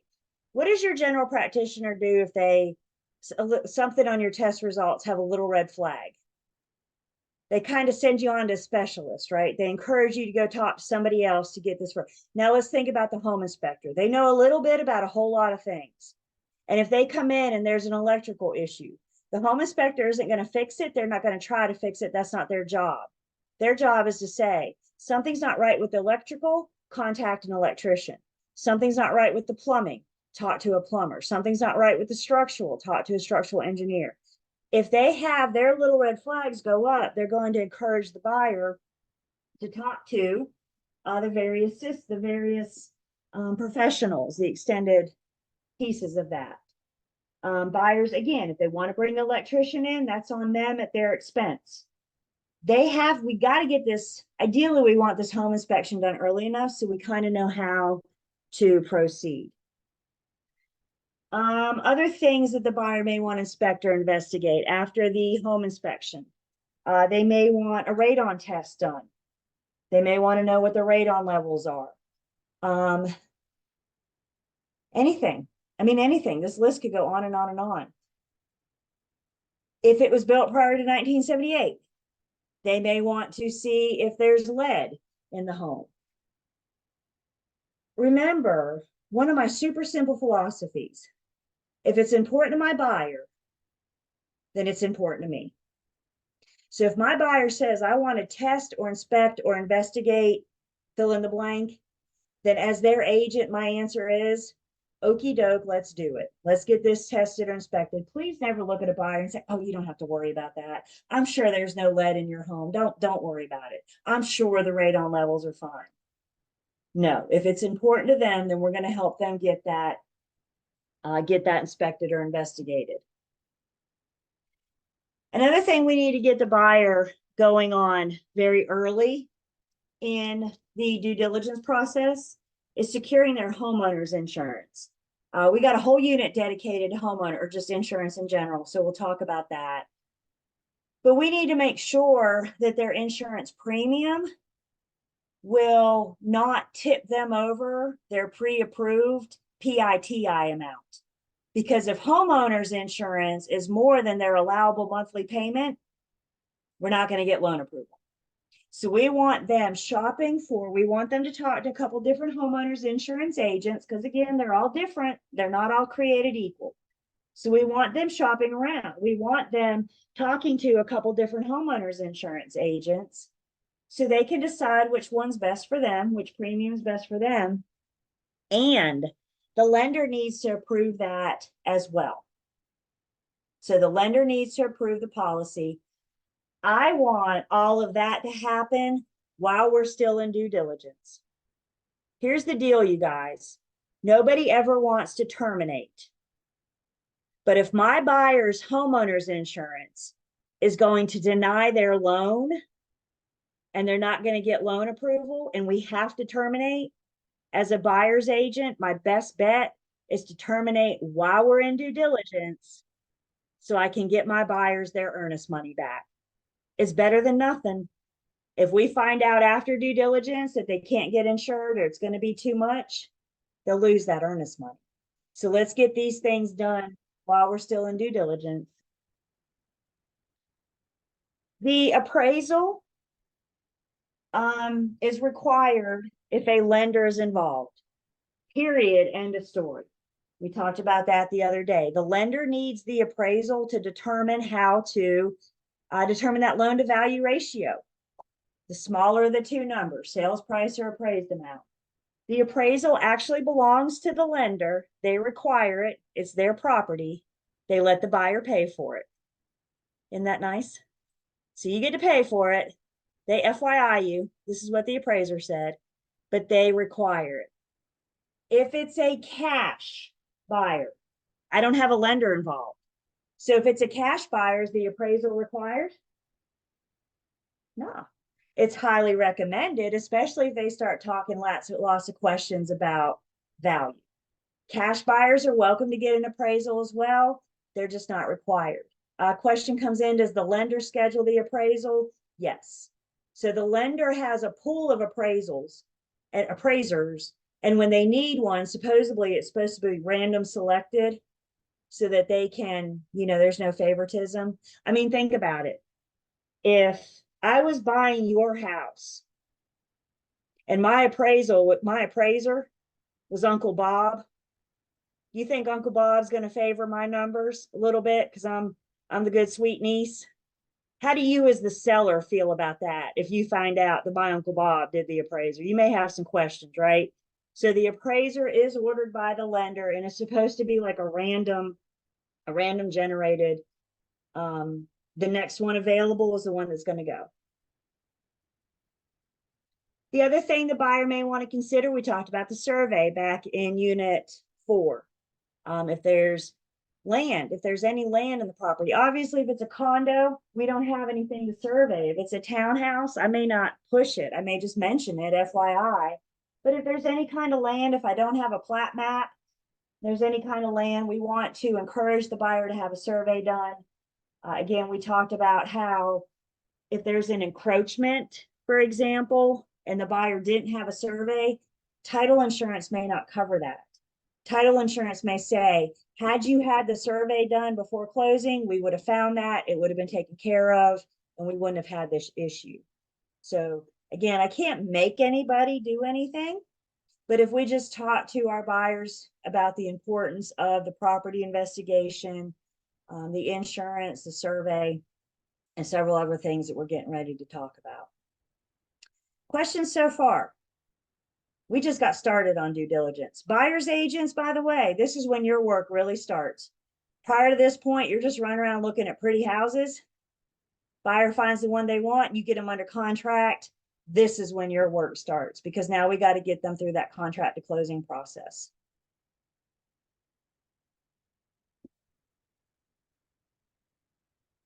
So let's go ahead and take 10. And when we come back, we're going to keep talking about the buyer's due diligence process.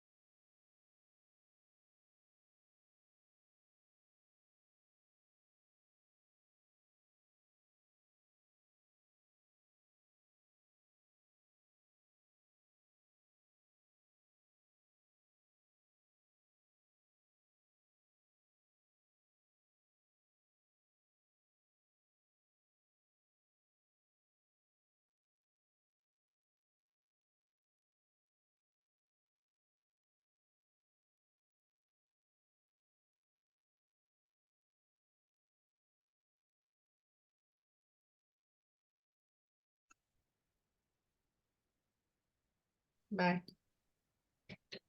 Oh, shoot.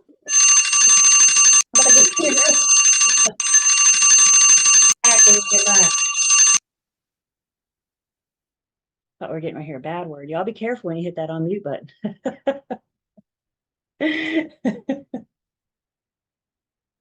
All right.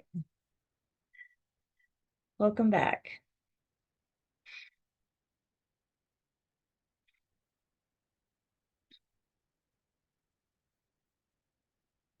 So I'm going to take attendance.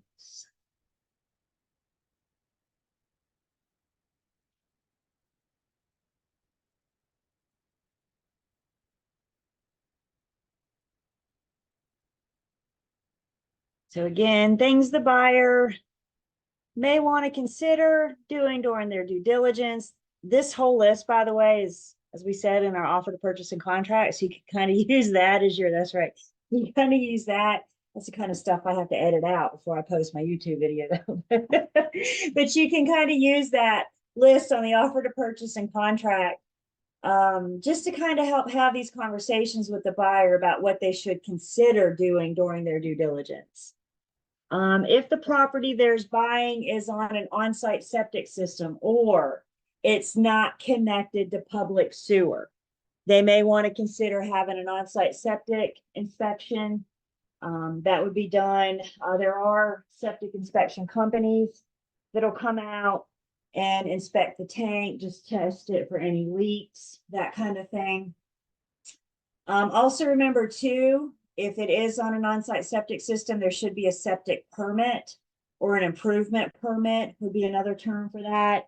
And that improvement permit is going to tell us how many bedrooms the septic system will support. Who remembers how many human heartbeats per bedroom? Human heartbeats, not our four-legged family members, but yeah, two per bedroom, like the balloons. So, so that just kind of tells us, and remember you guys, we're talking about all the water that leaves the house, not just bathroom water. So that's why we state it in the number of bedrooms. And if they have 2 per bedroom, they're talking about bathroom water, kitchen water, washing machine water, etc. There was, I took a class this morning and with our local MLS, and there was a story that came out. The listing agent listed the property as 4 bedrooms. The septic permit said 3. So why did they list it as at 4? I don't know. The buyer's agent encouraged their buyer to have a septic inspection, which involves looking at the permits, and they saw it said 3. They called the listing agent and said, why does this have 3? The listing agent said, I'm not changing it. I don't know why, but they said, I'm not changing it. I'm not changing it. And of course, this went down. You can do like a peer complaint. And this made it that far. And in the end, of course, they had to change because we can only advertise the number of bedrooms is allowed on the septic permit. So when somebody calls you and says, we got a new permit or we have a permit that says 3, please don't discount it. Please don't discount it. Their little red flag just went up to verify. By the way, the listing agent did get disciplinary action. Wood destroying insect report. This is what we refer to in the biz as the pest inspection. So when we talk about a pest inspection, they're not looking for all pests. They're looking for specifically for ones that destroy wood. So think termites, carpenter bees, powder post beetles, that kind of thing. If the home inspector finds evidence of other pests, then of course they will note that in their inspection. But the pest inspection itself is just looking for wood destroying insects. You have a sample wood destroying insect report on page 547.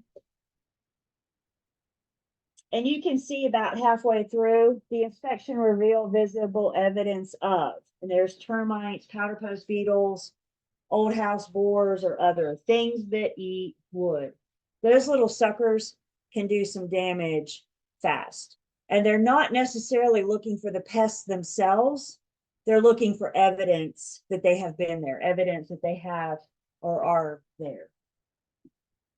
Also remember too, if your buyer's getting a VA loan, the wood destroying insect report is required. VA requires the pest inspection or the wood destroying insect report. Unless it's a VA loan, that's optional.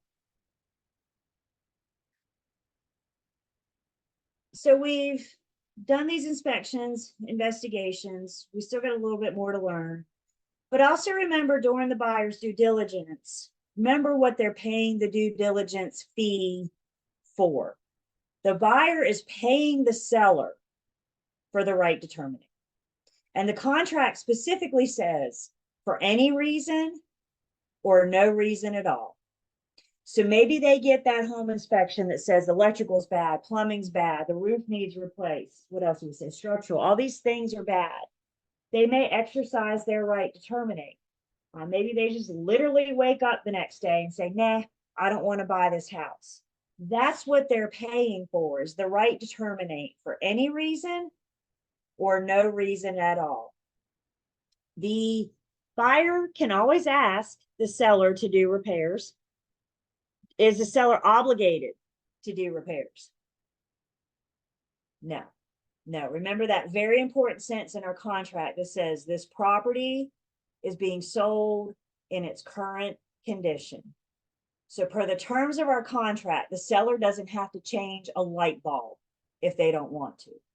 If they agree to do anything, then we would amend our contract we have a form, it's called due diligence repair request.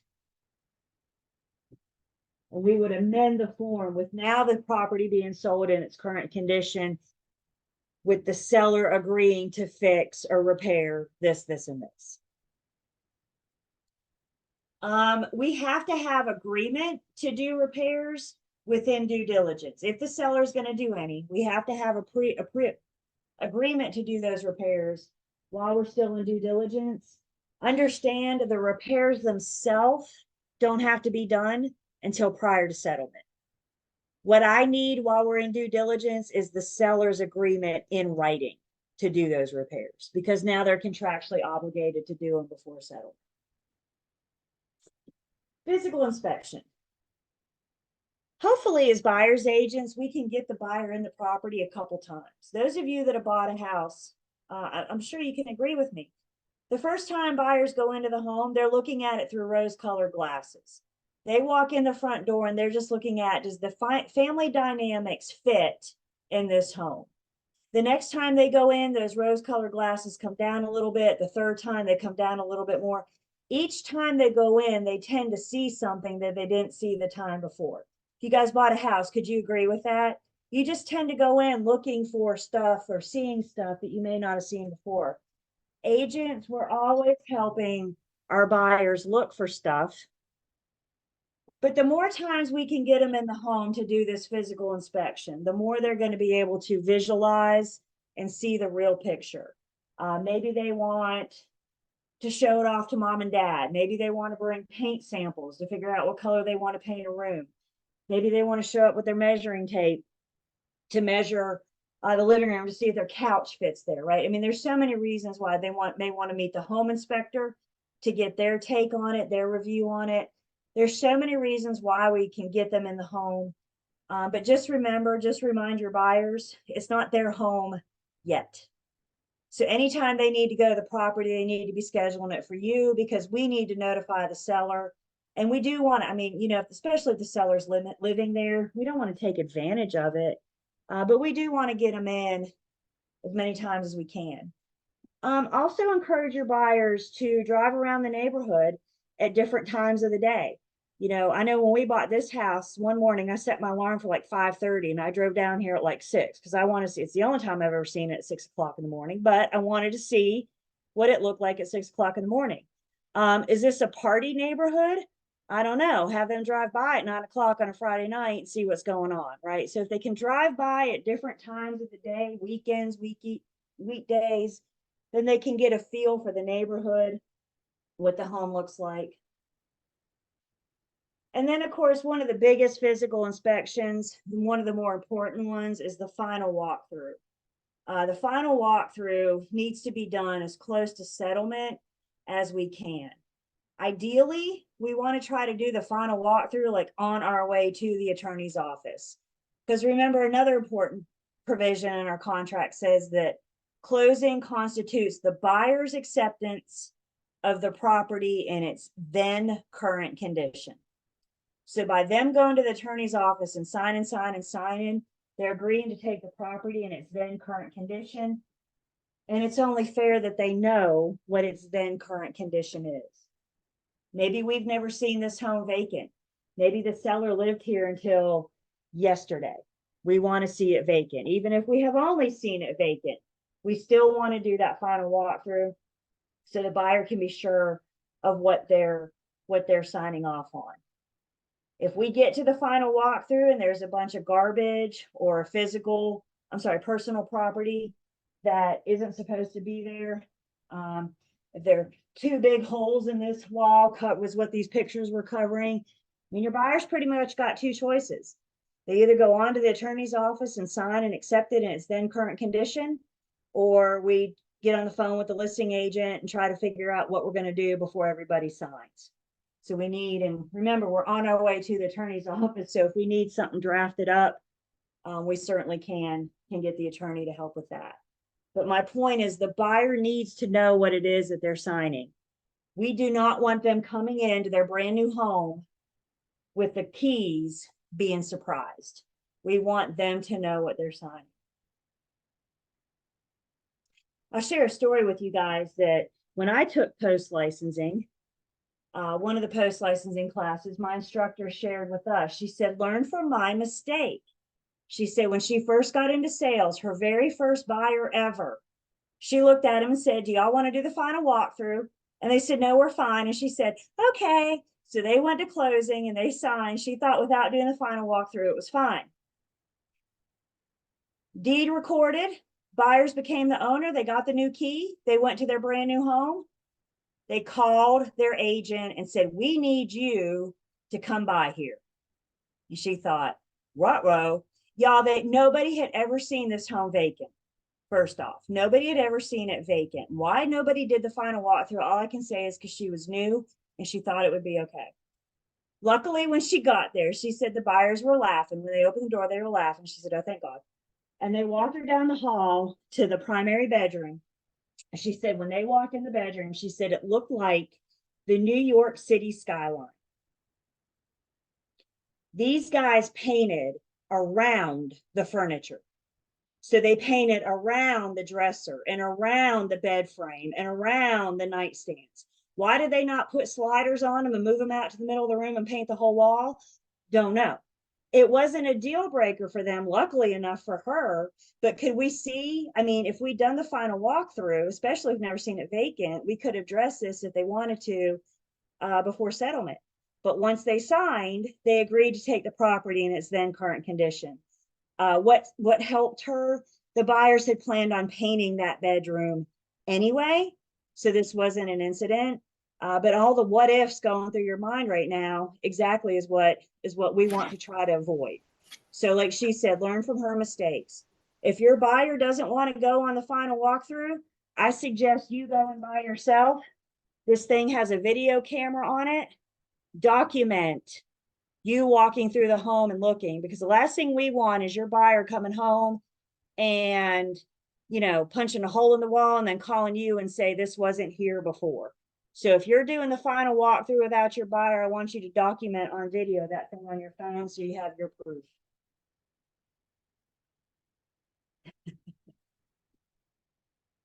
So the final walkthrough, very, very important. People will do crazy things. I mean, again, my homeowner's in the call. You've been in your new home at some point going, what in the world was this previous owner thinking? What were they doing? And that's part of the joy of the new home. That's part of the beauty. And hopefully we're seeing as much of this stuff ahead of time. That's part of the due diligence process. Now, obviously we can't, try to pull the carpet up or anything until you own it, right? We can't destroy the property to learn about it. And then other things, again, the list goes on. I mean, do they want that radon test? Do they want the lead-based paint? Is there concern about asbestos? Is there concern about mold? We can have that tested. If it's on a well water, we could have that water tested. If it's public water, we can have that tested as well, if it's a concern to them. And then we talked about the street issues, if it's public versus private. Public streets, especially for new subdivisions, we want to make sure that DOT has accepted the responsibility of the streets, dedicated versus accepted. Always remember, you guys, this list that we're looking at, this list that you see in your offer to purchase and contract about the buyer's due diligence process, this is not an all-inclusive list. If there is something your buyer wants inspected or investigated that's not on this list, our answer is, okie doke, let's do it. Because remember, you're not the one buying this house. Are you taking on the 30-year mortgage? No. So what decisions do you have to make? None. I'm a fact finder. I'm helping them gather the information so they can make this informed decision. Questions on things the buyer should consider during their due diligence process?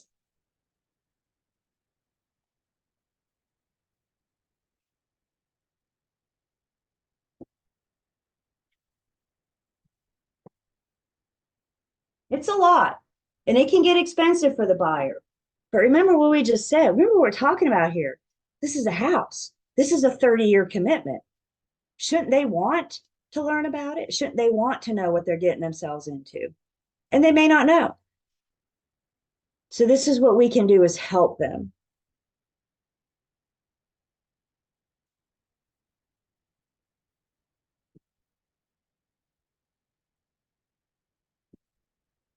So that's what the buyer's doing just during due diligence. We'll get to after due diligence in a second. The seller's got a few things to do. They don't have as much to worry about. Remember, for the sellers, their big part is before we list it, getting the thing under contract. Now, I'm not saying the sellers don't have anything to do, but they don't have as much to do during that due diligence process. Sellers' issues, what do they care about? Well, their biggest concern is, can they get the money? Can they get that financing? Buyer's agents, you may want to keep the listing agent informed throughout the loan process. I know a lot of lenders will keep the listing agent informed as well, so we're all on the same page, not with detailed information, but just a general statement, things are looking good kind of thing. So everybody knows where we are. Really, the other big issue, unless we find something on the title, or unless the closing attorney finds something on the title, the only other big issue is helping the seller verify that their final numbers are correct. We've talked briefly about SellerNet. Where we're going in this unit is kind of help with the seller's debits and credits, so we can help them figure out, hopefully, how much they're going to get from closing. So we'll talk about those CDs. Like we said, if the closing attorney finds any title issues, then they'll have to get with the seller to correct it. Is it paying off an unpaid lien? Is it carrying an encroachment? Is it standing in front of a judge and requesting an action to quiet title? That's what the attorney is going to do, whatever it takes to get with the seller, because the seller has one main responsibility. Their number one obligation through this whole process is to pass clear marketable title. And if they aren't able to do that, then they're in breach. So the attorney's going to make sure that they can do that.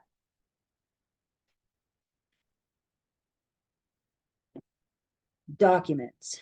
Here's more paperwork. We've done a bunch of paperwork with agency. We've done a bunch of paperwork with the contract. Now here we are at closing, doing a lot more paperwork. Just so we can see, I'm on page 550. Some documents that we typically, the attorney will typically prepare for the seller. Of course, the attorney's going to prepare the new deed. So they're going to make sure the seller was the grantee on the previous deed. So they're going to take that information, they're going to create a new deed where now the seller is the grantor. The seller's the giver of the deed. Our buyers would be the grantee. So the attorney's going to draft that up. If we agree to any personal property, there might be an outside bill of sale. Remember we talked about like, I can't tell you how many times buyers and I have walked into a garage and seen some kind of nice sports car. I don't know cars, but some kind of nice sports car. And the buyer says, does the car come with the house? I always say, anything's negotiable. The money talks. I don't know what they're willing to sell that car for, but what you willing to offer it? Let's see. If they do agree to sell the car, then that would be an outside bill of sale, personal property. If there's an existing lease on the property, then the seller wants to provide that documentation. In North Carolina, the buyer buys honoring existing leases, so they need to have that information. Financials, is the tenant caught up on their rent, that kind of thing. A statement from the seller's loan regarding their loan balance payoff. Most of the time, the attorney will talk to the seller's lender directly. And what they got to get from the seller's lender is the amount that the seller owes to the penny on the day of settlement. So they're going to get calculations so they can get those payoffs. So they know to the penny how much the seller's liens are. They got to clear, the attorney has to clear the seller's liens. They have to record deeds of release for the seller's liens before they can record the buyer's new deed. Everything happens in a time. It's a time stamp.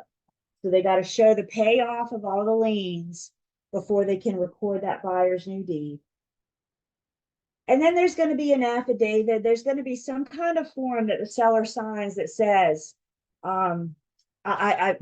can't have any mechanics show up after 120 days or at 120 days and file a new lien. I promise what you find is all that's on the property, et cetera, et cetera. This affidavit is required by the title insurance, the buyer's title insurance company. If the seller lies, if something does come up, if a mechanic's lien does hit after closing, then title insurance will go after the seller first because they signed an affidavit saying that this wasn't going to happen. Sellers sign about, 4 or 5 documents. Their paperwork is little. Buyers, the attorney's going to come in and plop down a ream of paper in front of you and say, here you go. Buyers have a lot to sign, and the biggest part of their paperwork is the loan package, the financing document. The loan package is sent straight from the lender to the closing attorney with step-by-step instructions. The attorney knows how the lender wants their loan package handled. Once the buyer signs that loan package at settlement, we all leave settlement. The attorney sends the signed loan package back to the lender that makes sure everything is signed, all the I's are dotted and the T's are crossed. And once the lender is satisfied with that final loan package, then they release the loan amount. But they're not going to send their money until they've seen the final signed loan package. Tell your buyers, some documents in the loan package, they may have previously e-signed, but now that they're sitting in front of an attorney, they may want a wet signature on them now too. So your buyer may say there were some duplicate forms, and they would be right. But it's the lender's opportunity to get some wet signatures. Do the sellers have to provide anything for existing warranties the house may have? I don't know about have to, but they should. They should. Buyers also have the documents of the title insurance policy. Again, if a lender is involved, title insurance is required. Period. End of story. If it's a cash buyer, they may choose whether or not they want title insurance. Property insurance, lender is required. Cash buyer, like we said earlier, the lender has to approve, make sure that the policy fits their criteria, which most of our policies do. We got a whole unit dedicated to insurance, so we'll talk about insurance in Unit 13. There's our wood destroying insect report, only required for VA loan. And then the survey. Every once in a while, you may get a lender, it's more a situational property situation that a lender may require it, but for the most part, that's just the option of the buyer. So buyer comes in, seller comes in, everybody signs, the two sign separately. We're going to talk about why in just a second. The two sign separately. Sometimes the sellers go to closing. Sometimes they sign their documents ahead of time and the listing agent just drops them off at the attorney's office. It's been my experience in working with sellers. They're either over it and don't want to go to settlement, or they want to see this thing to the end and they're going to go sign. But listing agents, you just need to have that conversation with your sellers about how they want to handle their paperwork. More often than not, attorneys are going to require buyers to come in and sign. The attorney and the lender may allow for a mail away closing in which the buyer signs in front of a notary, but that's got to be approved by the attorney and the lender. And it's usually a pretty unique situation. I'd say for the most part, we want our buyers sitting in front of the attorneys when they sign. Paperwork. We love our paperwork in real estate. That's what I have to say about that. Everything's e-world now, except closing paperwork. For now, we're starting to see that a little bit more. COVID kind of expedited that a little bit, but mostly closing paperwork is still paper with a wet signature. Questions?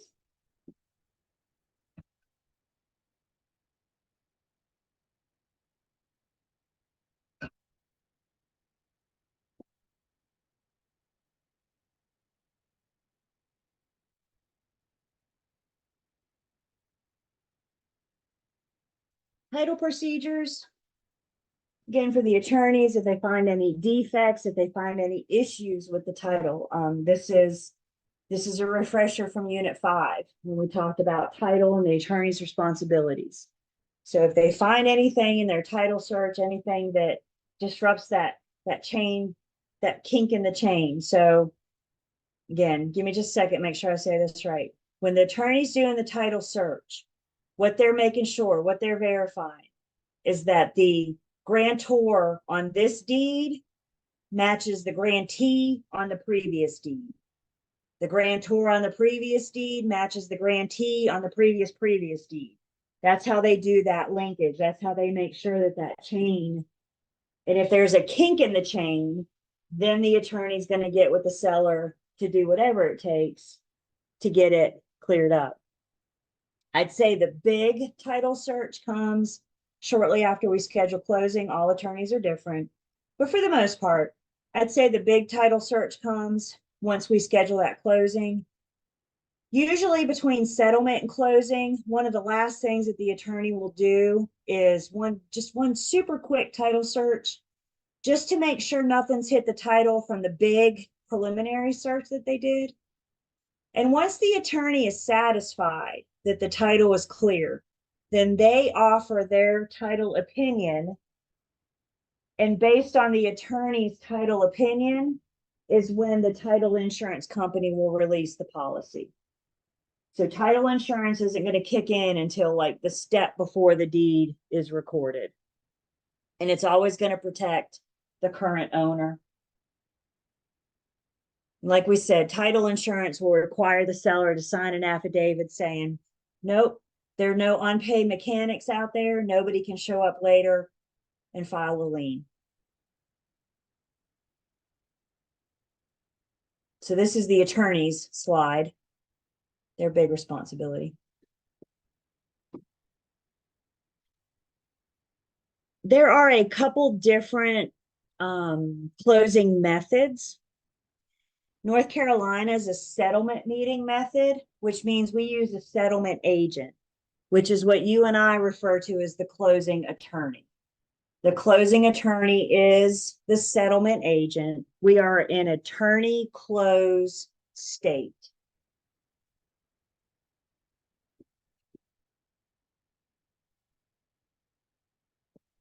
So the settlement agent, closing attorney is going to finalize the closing. The seller needs to report the sale to the IRS. Maybe they got to pay taxes on it. Maybe they don't. I don't know. I'm not an accountant. So we want to make sure the year that your seller sells and the year that your buyer buys, have them talk to an accountant, make sure they're taking all advantages of buying and selling that they can. Just in case the seller forgets to submit it to the IRS, the recording, the closing, excuse me, to the IRS, the attorney generally sends it on their behalf. So any documents on the sale, the attorney will send down, then it'll be on the seller to get with their accountant to determine what, if anything, they owe for the sale. And then remember too, if the buyer comes with a lender, then the attorney also has an interest, the lender's interest in the closing. And the lender's interest in the closing is getting their deed of trust recorded as soon after closing as we can. So the attorney records the buyer's new deed, and then in the very next breath, they'll record the lender's deed of trust. We get liens on our brand new homes a lot of times before we get a key to the house. Isn't that something? Because it all usually happens in one breath. But that's the big interest for the lender, is to get their deed of trust recorded because of lien priority. They want to be the first on record so they can be the first one there with their hand out. So North Carolina, we do a settlement meeting, which is an attorney close. It wasn't that long ago. It was a couple years ago that I realized, or I learned, North Carolina, we are the rare. We are the oddball. There's only about 6 or 7 states that do the settlement meeting method. I didn't know no better. I didn't know anything other than North Carolina. So I was just shocked when I found out that we were the odd ducks. The majority of states use something called an escrow closing. An escrow closing uses a title insurance company. They don't use attorneys. The title insurance company handles it. Everything. The parties don't have to attend. They just have to deliver their documents. So once their documents are prepared, signed, they deliver them, and then the escrow closing agent, the title insurance agent, handles the rest of it. So this relation back doctrine just says the deed's considered delivered when it is delivered to the escrow agent. This is a green star. Don't get too bogged down on this, but the reason why I think this is important, you won't have to work with many buyers before you work with a buyer moving here from another state. And if they're moving here from another state, especially moving from an escrow closing state, they're probably going to look at you at some point and say, do I have to hire an attorney? And our answer is, if you're buying a home located in the state of North Carolina, yes, because we are a settlement meeting method. We are attorney closed state.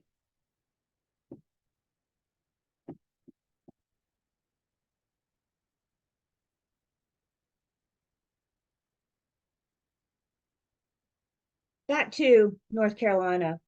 We talked about the buyers almost always need to be there at settlement. Buyers agents, go with your buyers. We've been with them since day one, haven't we? Why don't we want to see this whole way through?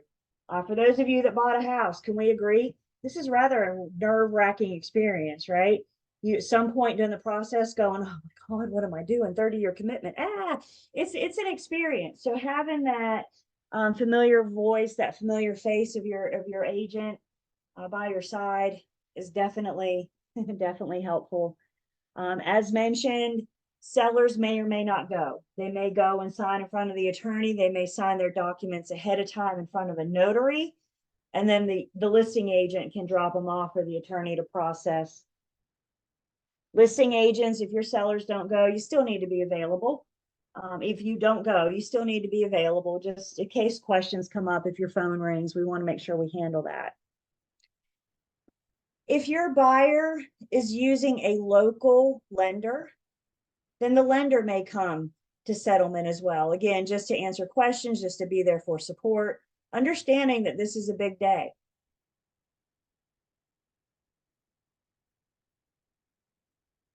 But agents, I think the commission would see that as part of that old car duty.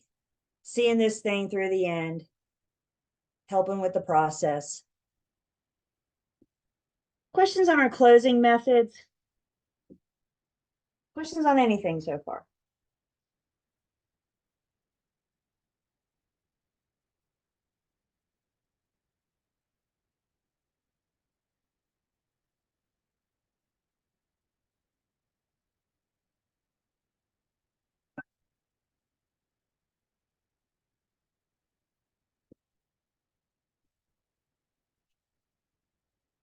So let's switch gears just a hair. Talk a little bit more about TRID. So we introduced you to Dodd-Frank. It's pretty much all you need to know about Dodd-Frank. As a result of the housing market crash, Dodd-Frank makes sure that we now had things in place to help protect the consumer. So we saw TRID, we'll see it again. But one of the big things, well, the whole thing that TRID did is combine TILA and RESPA. So one thing that it did was eliminated duplicate forms. It used to be that TILA had forms and RESPA had forms, and quite frankly, they both looked very similar. And the buyer borrower was going, didn't I just sign this? Well, yeah, but that was for TILA. So now I need you to sign it for RESPA. Today we have duplicate, or we've combined them, integrated forms, so we don't have as much duplication. Page 554, there's a figure 21.2. If you're an old book person, figure 21.2. Once upon a time ago, we had the GFE. This is just FYI. We had the GFE, which was the good faith estimate from RESPA. And then we also had the early truth in lending, TIL. RESPA had their form, TILA had their form. Today, Dodd-Frank, TRID, we've combined them, and now we just have one document called the loan estimate, which we'll talk about. We used to have a HUD-1 statement, and then a final truth in lending, one from RESPA, one from TILA. We've integrated them, combined them, and now we just have the closing disclosure. Again, talking more about in just a second, and actually looking at a couple samples in a minute as well. You guys still got your chats set to private? Last class, we introduced you guys to TILA, which is the T in TRID. And we said TILA can also be referred to as regulation what? Some of y'all are ready for me. TILA can also be referred to as regulation what? One letter, no word.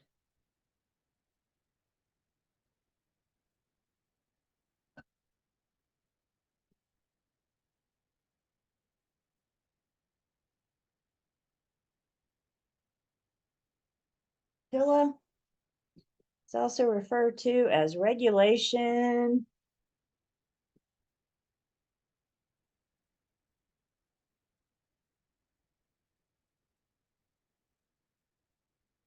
Yeah, I think most of us. TILA is also known, as regulation Z. Z is in zebra. I think you should know that. TILA can also be referred to as regulation Z. If TILA is also known as regulation Z, RESPA is known as regulation X. You were close, right? TILA is Z, RESPA is X. RESPA stands, we said, for the Real Estate Settlement Procedures Act. Remember, when you see RESPA, I really, really want you to see the word settlement. RESPA tells the consumer the cost to close. What are we doing at settlement? We are one step away from closing.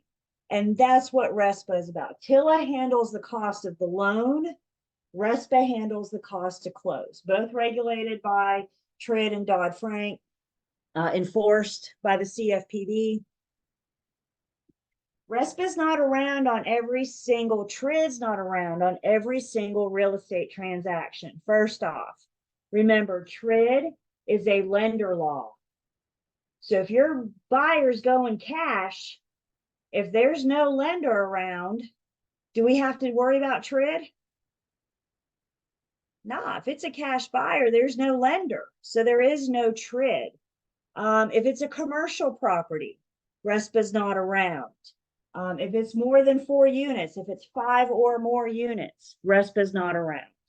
So make sure, you know, those absolute words.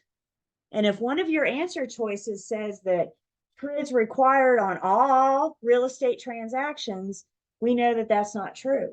They're only around on a residential loan, 1 to 4 units. And the big thing they do, the big way we can protect the consumer, one way we can protect the consumer is to educate them on their loan, that 30-year commitment they're getting ready to make. But it requires accurate accounting. It requires accurate numbers.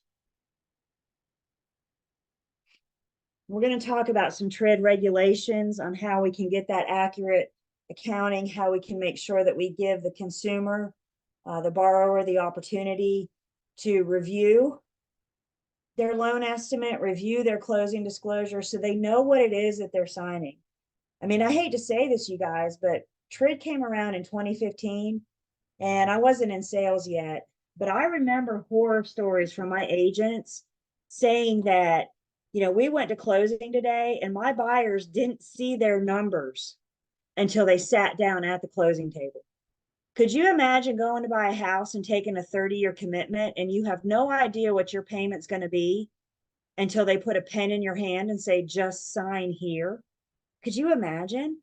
Does that make your heart flutter a little bit? I mean, that's just wild. And I'm not all lenders, but there were cases where buyers were the first time we're seeing their numbers.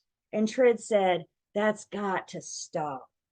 We got to give the consumer time to learn about their loan, to know what it is that they're taking on that 30-year commitment. We've got to educate the consumer.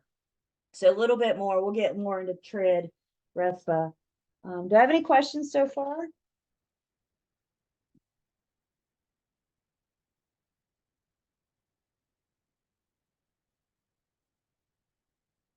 All right, is it time for our last break already? I guess so.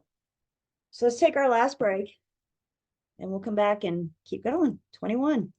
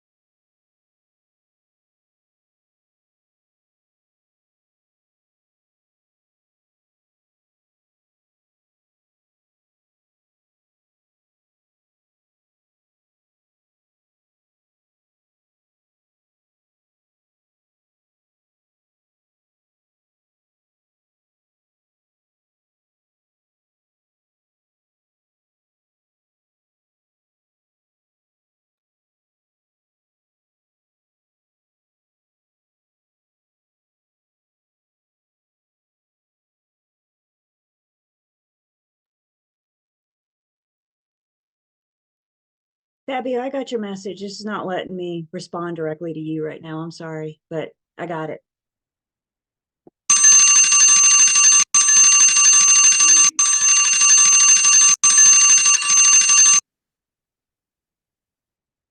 I don't know why it's not. Because it's Zoom and it's quirky, and I never pretend like I understand Zoom. To be fair, some days I'm quirky too. So I feel you, Zoom. Totally get you. All right, welcome back. So we are taking attendance.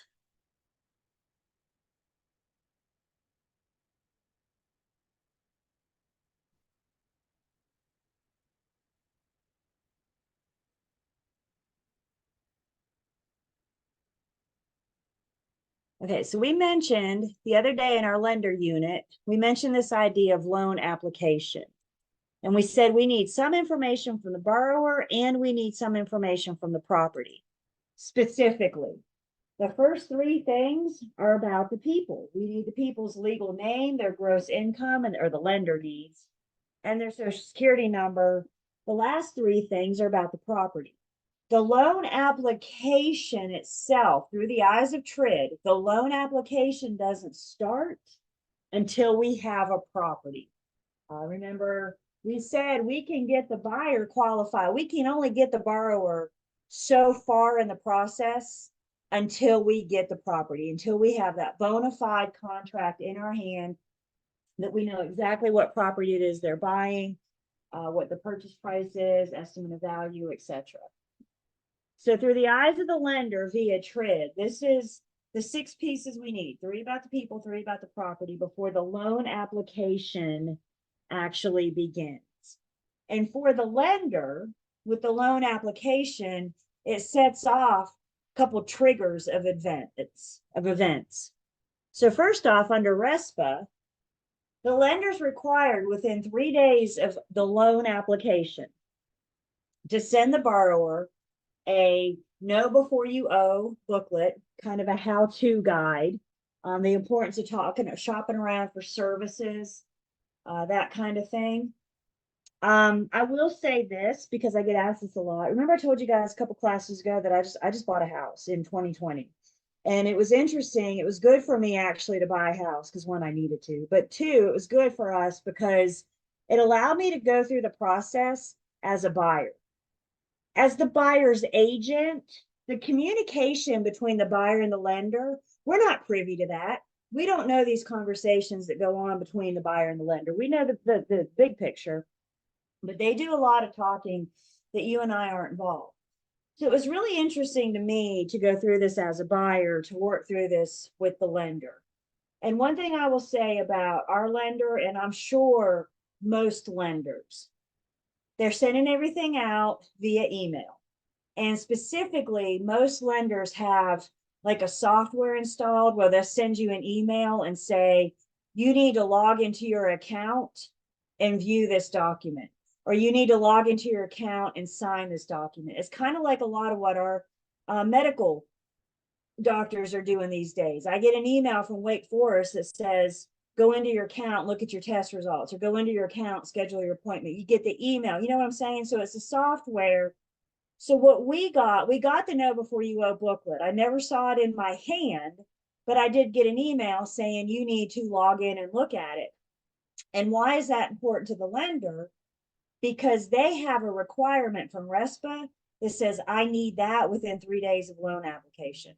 So by submitting that through that software, they have record of when I logged in and viewed it. And then they have that for their records that they were within their time frame.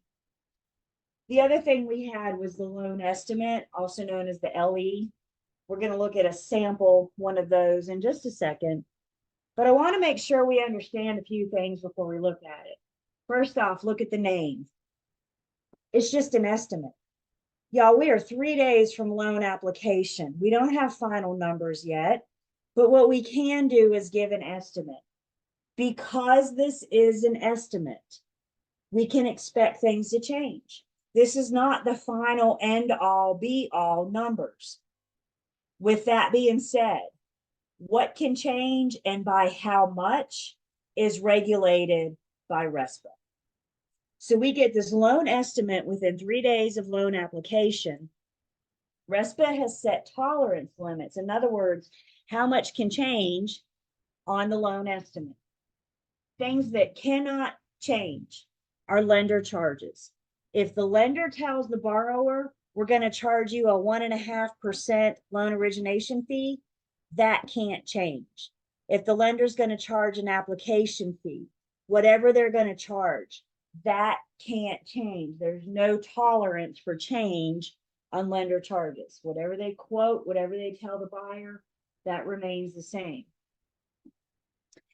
There's wiggle room. There's a 10% wiggle room for change. It can't go up by more than 10%. These are for settlement service providers that the lender selects. So for example, we talked about the appraiser a few minutes ago. The lender chooses the appraiser, right?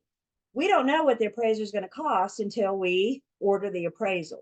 The lender has an idea, but there might be a little fluctuation, and they're allowed for 10% tolerance. Another service that the borrower can't shop for is who's going to pull their credit. The lender has a company that pulls credit reports that they have associated with. So again, that would be a 10% tolerance. And then this unlimited change, unlimited tolerance for change. These are fees outside of the lender's control. We have no idea yet what home inspector the borrower is going to choose, if any. We don't know yet what the surveyor is going to cost. We don't know yet what the pest inspector, what all these, radon, all these things are going to charge. The lender's given an estimate, but they have this unlimited tolerance. Now, it's been my experience that lenders tend to estimate that up, like big time up, because when the final numbers come out, if they quote the home inspection at $1,000, but it was only $650, that's good news for the buyer, right? So they tend to over exaggerate, overestimate these charges. So at the end of the day, the buyer's not dealing with higher numbers than what they were originally told. So turn with me. I think we're skipping ahead. Yeah, just a bit. Well, not too much. Page 561, or the opposite page of the no tolerance 10% or unlimited. And you see there we have our sample loan estimate. So first off, we got information about the applicant. There's the property in any town, USA, sales price. And then there's the term of the loan that we're going for. I got to get my readers out for this. That's some little writing. So you got the loan term, 30 years. It's a fixed rate conventional loan. And then you come down a little bit further and you see there's the loan amount, interest rate. Can these numbers change or not? There's your estimated principal and interest. There is a prepayment penalty on this property, yes or no. There is a balloon payment, yes or no. Then we come down a little bit more and we see our estimated total monthly payment. Again, there's still estimates at this point. We may have an idea what taxes are. We may have an idea of homeowners insurance. But remember, this is going down 3 days after loan application. So we're dealing with a lot of estimate numbers. But 3 days after loan application, we can get your estimate total monthly payment of $1,050. And then come down further, there's your estimated closing costs. How much is it going to cost you? And then lastly, again, the number that a number that the borrower cares about is their estimated cash to close. That $16,054 is how much at this point we're estimating the buyer has to bring for closing costs. 3 days within loan application. This is new to us seasoned agents. And as many times as I've looked at this and had this conversation, it still blows my mind that this exists. This wasn't always a thing.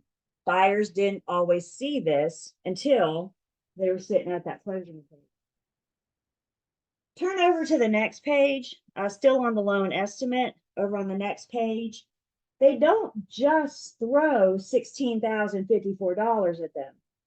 Page 562 is the breakdown of how we got to that $16,054. So here's your loan charges. Here's your services you cannot shop for, services you can, other costs, etc. You guys can read that. But we don't just throw a number out there and say you're going to have to bring $16,054 to closing. They take it a step further and give the buyer the breakdown of how they got to that number within 3 days of loan application. If the buyer has questions or concerns about these numbers, don't they have time to pick up the phone and call the lender and say, hey, what are these lender charges? Hey, what is this initial escrow payment at closing, etc. This is huge, you guys. I always get really excited when I do this because of how big it is today. Additional information about the loan on the other page. And again, keep it in mind, this is just an estimate, but RESPA's got a pretty tight control on it, and it's got to be pretty accurate. Anytime the numbers are higher than they actually are, this is good news to the borrower because they don't owe as much as what they thought. So that's why I said I think lenders tend to overestimate, like this is the worst case scenario, and then most numbers are going to fall under that. We'll compare this in just a second to a sample closing disclosure. But this just gives us an idea of that loan estimate, what we're seeing now, the information we're seeing now. Questions on that?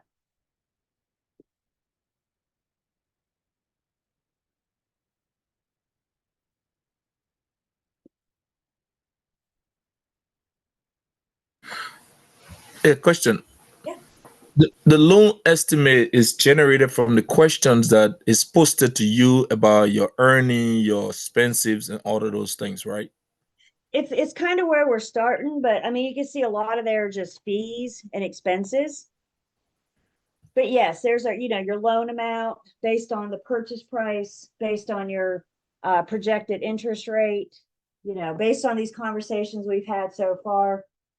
This is where we are within 3 days of loan application.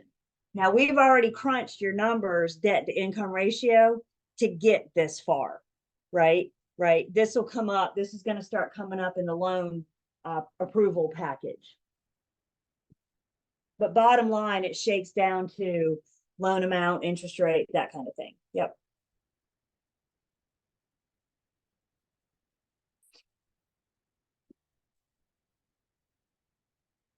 So that's within 3 days. I should have asked you guys that. How many days within loan application? 3. Come on, Julie, give me a hard one. Don't worry, I got you. Okay. That's within 3 days of loan application, right? Now let's fast forward to a couple of days. We'll get specific on that in a second, before settlement. Right? Everybody with me? Loan estimates within 3 days of loan application. So let's fast forward. And now we are a few days away from settlement. The second document that we're dealing with, or another document that we're dealing with, are closing disclosures. And we actually have 2 closing disclosures. There's one for the seller. Let me say this now, and you guys will probably hear me say this again, but that's okay. TRID protects the consumer. The consumer in this transaction is the buyer, because they are the one originating a brand new loan.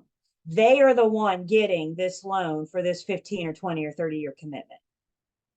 The buyer's lender has absolutely nothing to do with the seller. So TRID requires 2 CDs. They do require a seller CD, but the lender's not going to prepare this because the lender has no idea. They're not involved with the seller at all. That's the buyer's lender. The seller's closing disclosure, no TRID rules, and these are prepared by the closing attorney. There are no rules with the seller CD.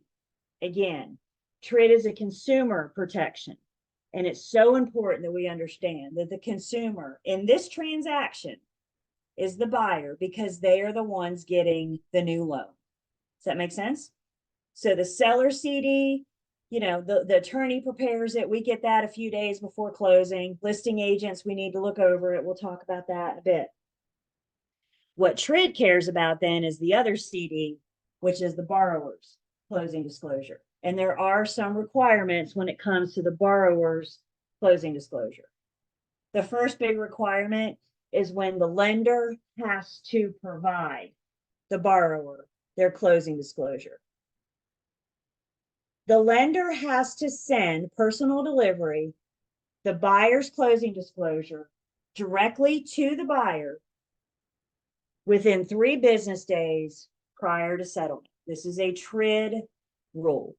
If we can do personal delivery, which means they're either handing it to them or they're sending it through that software and verifying that they've received it. Show the date and the time that they actually opened it.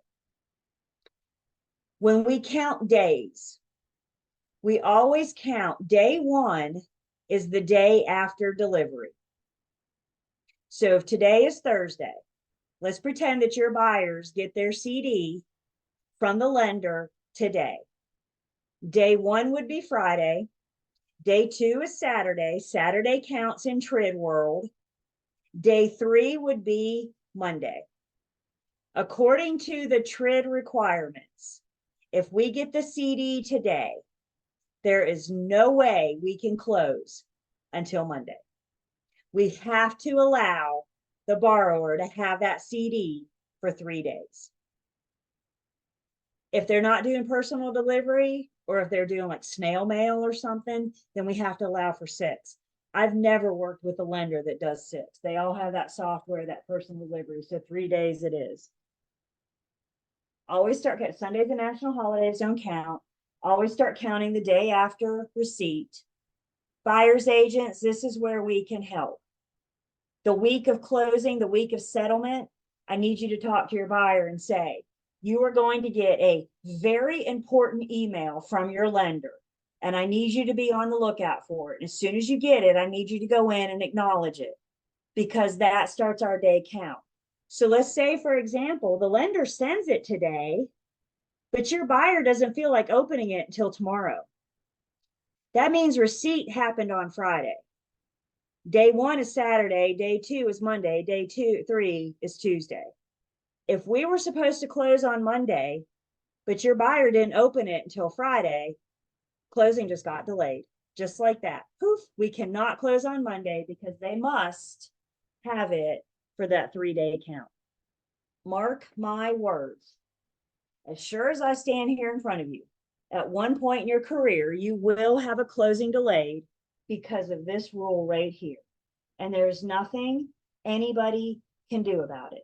The attorney can't override it, the lender, neither agent. All we can do is start counting. And again, have the conversation with your buyers. I need you to look at your email today. I need you to acknowledge it the day that you get it, especially if it's today and we're supposed to close on Monday. If they don't sign it today, Monday's closing is not going to happen. It's that simple. This isn't always the final CD, but it is pretty darn close. Once the borrower signs off on it, the lender and the closing attorney get together and kind of put their finishing touches on it. The attorney then sends both CDs, the sellers to the listing agent, the buyers to the buyer's agent. When you and I get the CD from the attorney, that's when we review it for accuracy, which is where we're heading. When we find mistakes, we have a duty to report those. The delivery of the CD per the TRID rules has to go directly from the lender to the borrower. You and I cannot get involved in that communication. It's not like they can send it to us and then we can send it to our buyers. That is direct communication from the lender to the borrower with that 3-day rule. Questions so far?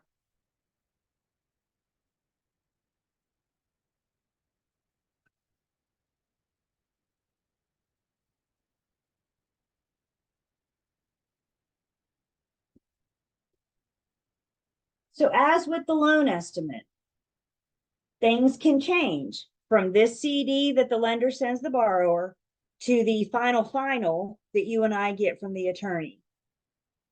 Not all changes are a big deal. You know, sometimes you and I review these and maybe there's a question on how taxes were prorated. Maybe, you know, let me just say for example, a lot of home inspectors will allow the buyer to pay for the home inspection at settlement. So that home inspector, they'll say you can pay in cash, of course, but usually people are buying a house. They may not have an extra lot of cash laying around. So the home inspector will say, I'll do your home inspection and I'll let you pay for it at settlement.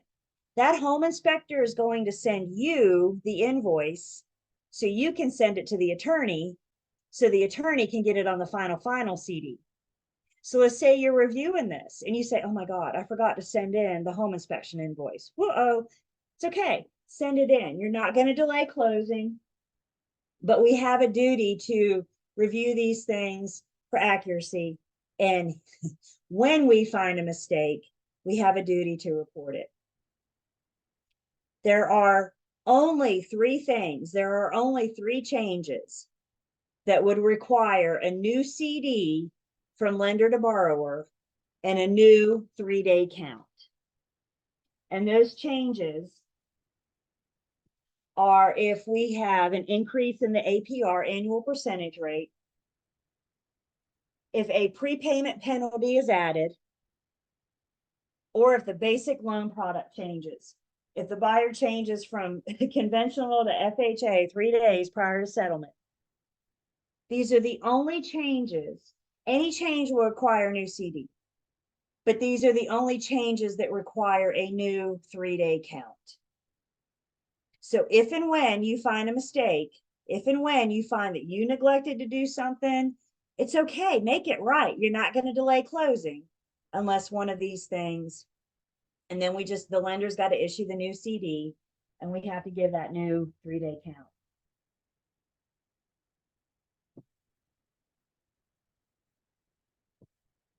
Listing agents.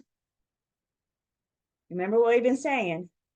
Seller pays the listing firm shares their commission with whomever brings a buyer. Listing agents, you're going to see the commission breakdown on the seller CDs.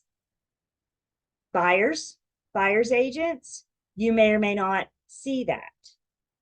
TRID's protecting the buyer. They don't care if the buyer sees the seller's numbers. What they do care about is the seller seeing the buyer's numbers. That makes sense because it's none of the seller's business and that's who we're protecting. So listing agents, you get your CD to review, you need to verify your commission. You need to verify that it's correct. You need to verify that it's on there. As a listing agent, I got my CD. You know what was totally missing from that thing? My money. And the buyer's agent's money. His name was Mike, by the way. They weren't even on there. What would have happened if I didn't review that thing? I mean, my seller was about the sweetest lady I've ever met, but when it comes to money, who knows how sweet she would have been after that? You know what I'm saying? So I called a paralegal and I said, Mike and I want to get paid. And she said, and I quote, whoopsie. Hear me, you guys. We have got to review these things. I don't doubt we wouldn't have gotten paid if I had missed that, but I can't imagine what we might have to go through to get it. Does that make sense? Especially if my seller wasn't willingly ready to sit down and write a check afterwards. We've got to review everything, all of it for accuracy, the best that we can. And that's what this math is that we're doing at the end of 21. And that is exactly, let's bring this home, what our role is. The Real Estate Commission is going to hold us responsible for the accuracy of information on the closing disclosure. Our duty to review these things on the items that I should reasonably know. Please note, I'm not responsible for all of the information. I'm responsible for the information that I should reasonably know. We've talked about invoices. We've talked about your commission. Can you calculate your commission to make sure it's right? That's math we're doing in our heads after a while, right? Because we can keep track of our money. Some information that I may not know, some information that I may not reasonably know.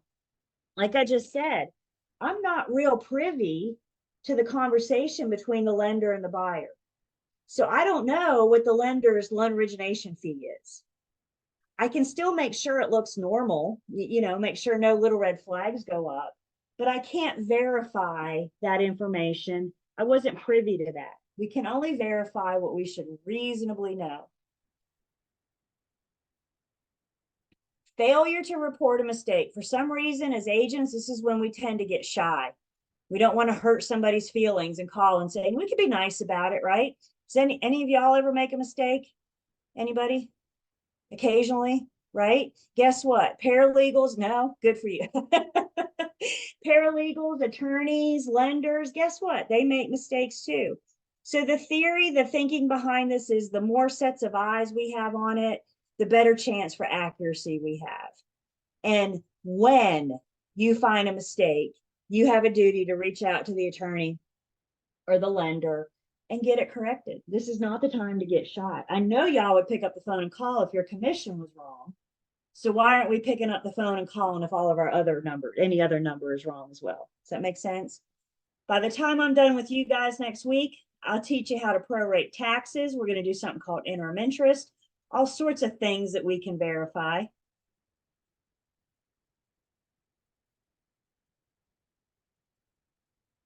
Questions?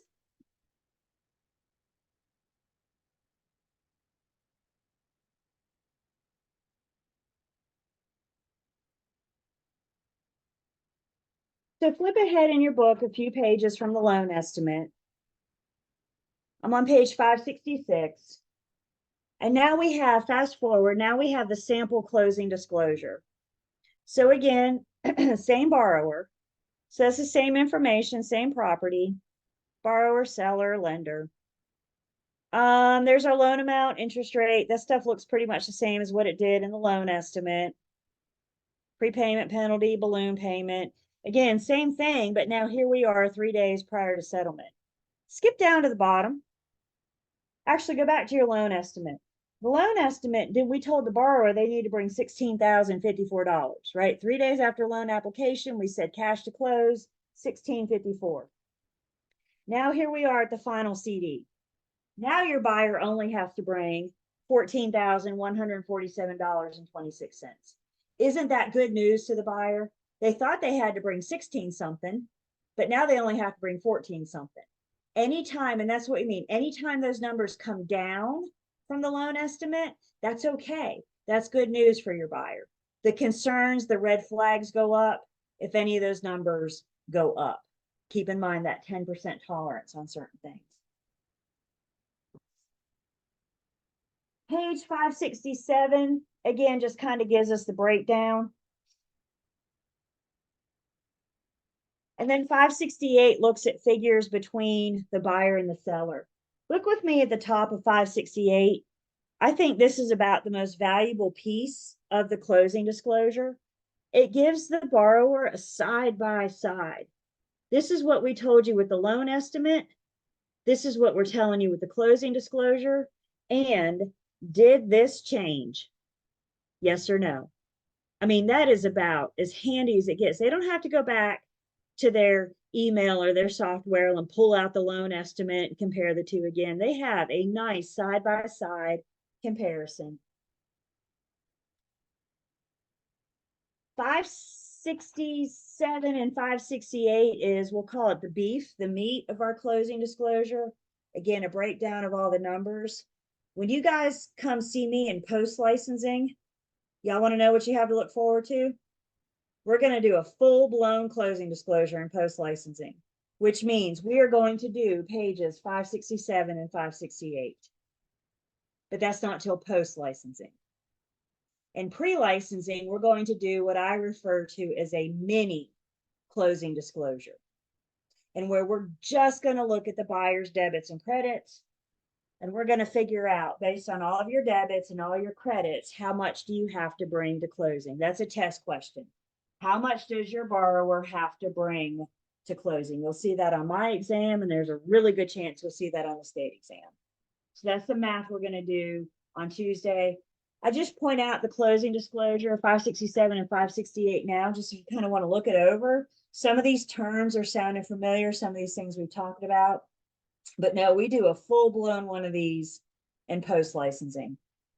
So there's your carrot, right? I know you don't want to do these, but you know if you're doing these, you're in post-licensing. So that's a good thing. Questions on that?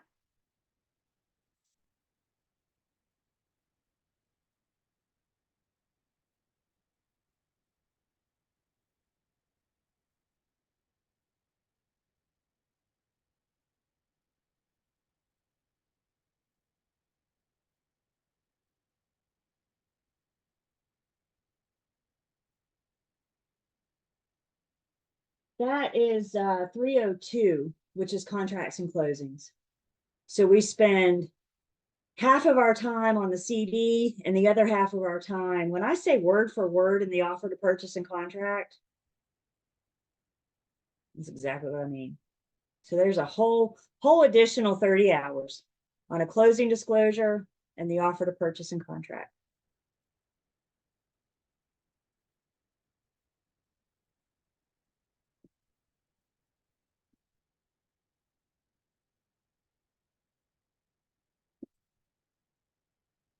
There's a whole bunch, and you guys, I mean, there's the all-time, not worried about that, but I think you guys should kind of look through.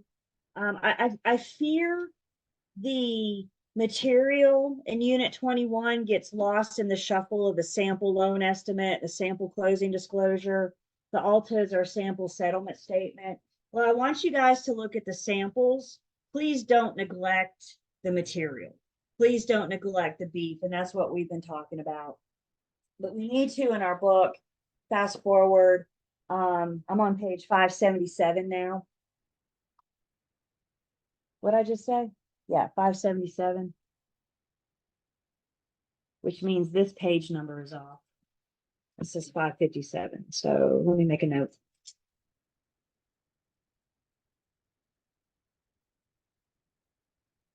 So 577 in the new book, otherwise you're after the ALTA, which is the settlement statement. And we just need to talk, there's a few couple extra things. We've been talking about RESPA, but we need to go back and pick up a few extra things that RESPA does to protect the consumer. So they require disclosure on controlled business arrangements. An example of a controlled business arrangement. You may have a real estate firm, a lender, and an attorney all under the same roof. The idea is one-stop shopping. You come here and you can get it all. If the buyer chooses to use this lender and this attorney, the real estate firm may be in some kind of controlled business arrangement because we're all sharing rent, we're sharing power, we're sharing these expenses. So there may be some kind of break or discount or something. RESPA says if you have something like that, we have to disclose to the consumer. If we have some kind of controlled business arrangement, we have to disclose to the consumer. And let me ask you guys something. Does the buyer have to use that lender? Do they have to use that attorney? No, I can't make them use any lender or attorney. It's always their choice. But we might be able to, we can suggest, we can say, hey, I got a lender right here. I know the guy, we go to lunch once a week together. So that may make the buyer more comfortable with that lender, but I still can't make them use that lender. So disclosure on controlled business arrangements, borrower credit for yield spread premiums. We said when we were talking about discount points that the lender's yield is their rate of return. Prior to TRID, to have a higher yield, the lender may charge the borrower and then not tell the borrower and just expect the borrower to pay it and then not tell them why. Here's a fee, don't worry about it, just pay it, it's fine. TRID says, yeah, no. If the lender is going to charge for a higher yield and the borrower is not getting anything in return, like for example, a lower interest rate, then we've got to give them a credit for that. The lender having a higher yield, that's not the responsibility of the borrower. So it can still happen, but there needs to be a borrower credit. Escrow account restrictions. We're going to talk about the escrow account when we look on Tuesday about this buyer CD. The lender is restricted on how much they can collect up front to fund the escrow account. They're also restricted on how much they can collect each month. Remember what I've been saying? They collect a 12th of this year's taxes and a 12th of this year's insurance. That's a TRID requirement. They can't collect more than a 12th of what this year's taxes and insurance are. If taxes and insurance go up next year, can they charge more? Sure, but it can never be more than a 12th of this bill. Those are the escrow account restrictions. If the loan can be sold, the loan servicing, we need to disclose to the consumer that their loan can be sold. There's also additional disclosure when it is sold. So the lender that sold it and the lender that bought it both need to notify the borrower. I'm selling your loan, I've bought your loan. So RESPA put requirements on that. And then the last one is what hit us personally. RESPA says settlement service providers cannot give or receive any kind of kickback or referral fee for recommending another settlement service provider. So first off, let's break that down. Who's a settlement service provider? Somebody, keep the big picture, somebody that's providing a service during the settlement, during the contract to closing process. You and I are settlement service providers. Aren't we providing a settlement during the settlement service, the contract to closing process? The attorney, the lender, the home inspector, the surveyor, all those gears, all those people, they provide a service for settlement. It used to be, if you recommended your buyer to home inspection, they could like give you something. They could say like, thank you. We're going to look at some examples. It used to be if your lenders would say, hey, send your buyers to me and I'll put your name in the hat. And at the end of the year, I'm going to draw the winner for a brand new iPad. It used to be really good. And then TRID came along and said, yeah, no, we're not doing that anymore. Think this through. Are we sending our buyers to that lender because it's a good lender? Or are we sending our buyers to that lender because we want the chance to win an iPad at the end of the year? Because we want the gift. So they did away with the gift. Settlement service providers cannot give or receive. That's important. They may try to hand you something, but you can't take it. Settlement service providers cannot give or receive kickbacks or referral fees for recommending. If you send your buyer to that lender, all they can do is say, thank you. Now let's talk about what happens, real world. The home inspector, let's pick on the home inspector. They want to get their name out there, right? They want to introduce themselves to agents because they want you recommending them to your buyer. The home inspector may swing by the office one day with a box of donuts and a stack of business cards. And they can say, hey guys, here's some donuts and business cards. We're going to put this in the kitchen. Help yourself to a donut, take a card, let me know if I can help. That's okay. What they can't do is walk in the door with a box of donuts and say, these donuts are for you, you, and you, because you gave me business last month. If you want a donut next month, send me business. So what I'm saying is if they're providing something, they're doing it for the whole firm. Yes, they're trying to get your business, but they're not selecting those that have sent them business. That makes sense? RESPA says you can't give or receive $1 or a donut. I kind of made that up, but if that helps to make it easier for you to remember, you can't give or receive $1 or a donut for recommending settlement service providers. These are real world examples, y'all. Home inspector pays a real estate broker $25 referral fee for each buyer the broker refers to the home inspector. Heck yeah, that adds up, doesn't it? All I need is like 4 buyers and poof, there's $100. That adds up. Am I sending my buyer to this home inspector because they're good? I don't care. I just want my $25. Is that protecting the consumer? That's why they did away with it. Y'all ready for this one? This is the one, man. People got mad when this one went away. I get it. For each borrower referred by a real estate broker, a mortgage loan officer places a number drawing ticket into a box and gives the broker a stub. At a pre-designated point in time, a ticket is drawn, and the broker with a winning ticket receives an all expenses paid cruise. The only reason I'm sending my buyer to this lender is to give me another shot for this cruise. Is that what's in the best interest of my buyer? Whose best interest do I have at this point? Me and only me. I want to go cruising. No more. They did away with it. Can we all understand why? TRID is about protecting the consumer, not padding our pockets, not helping us go on cruises and get iPads. Right? I'd rather go on a cruise. I get it. Woo, we were mad when they did away with this. I get it. Now, questions on this?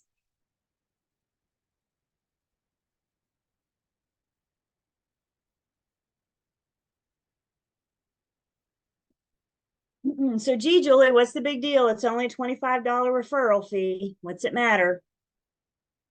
Well, how's that $25 gift card looking now? How's that donut tasting now? Better be a heck of a donut, y'all. We're looking at $10,000 up to $10,000 per violation. Could be year in imprisonment. An injunction is a legal stop. So if the court or the real estate commission put an injunction on you, you're not working while this matter is being investigated. You could have to compensate victims.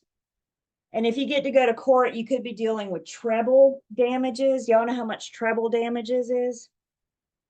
Yeah. Yeah. You take the number of damages and you times it by 3.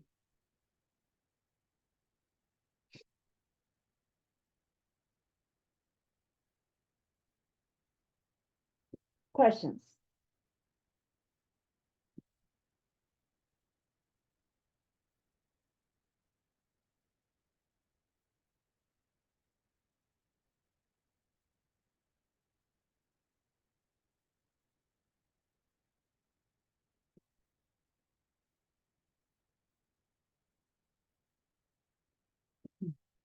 So the rest of Unit 21 is pretty much the math. I'm not getting into it tonight, but don't go anywhere just yet, because I do want to kind of introduce you to where we're heading next week. I know some of you are looking ahead, and especially with this math, this is probably our last piece of really hard math. Like I said, this is, we're near the end of the big math. I still got a little bit more after 21, but this tends to be the lengthy problem. This is the one that you guys are going to save for the very end, because this is the one that's going to take you the most time. We'll talk more about that.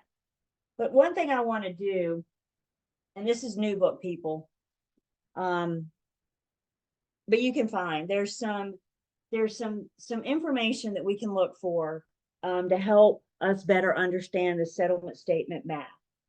So the settlement statement, page 579, starts talking about, my old book people, it starts talking about preparation of settlement statement. It gets into debits and credits, which we'll talk about. I'd like you guys to flip ahead a couple pages. The math concepts at the end of 21, if you're an old book person, please just go to the end of 21. Before the key point review, the page before the key point review. My new book people, I'm on pages 587 and 588.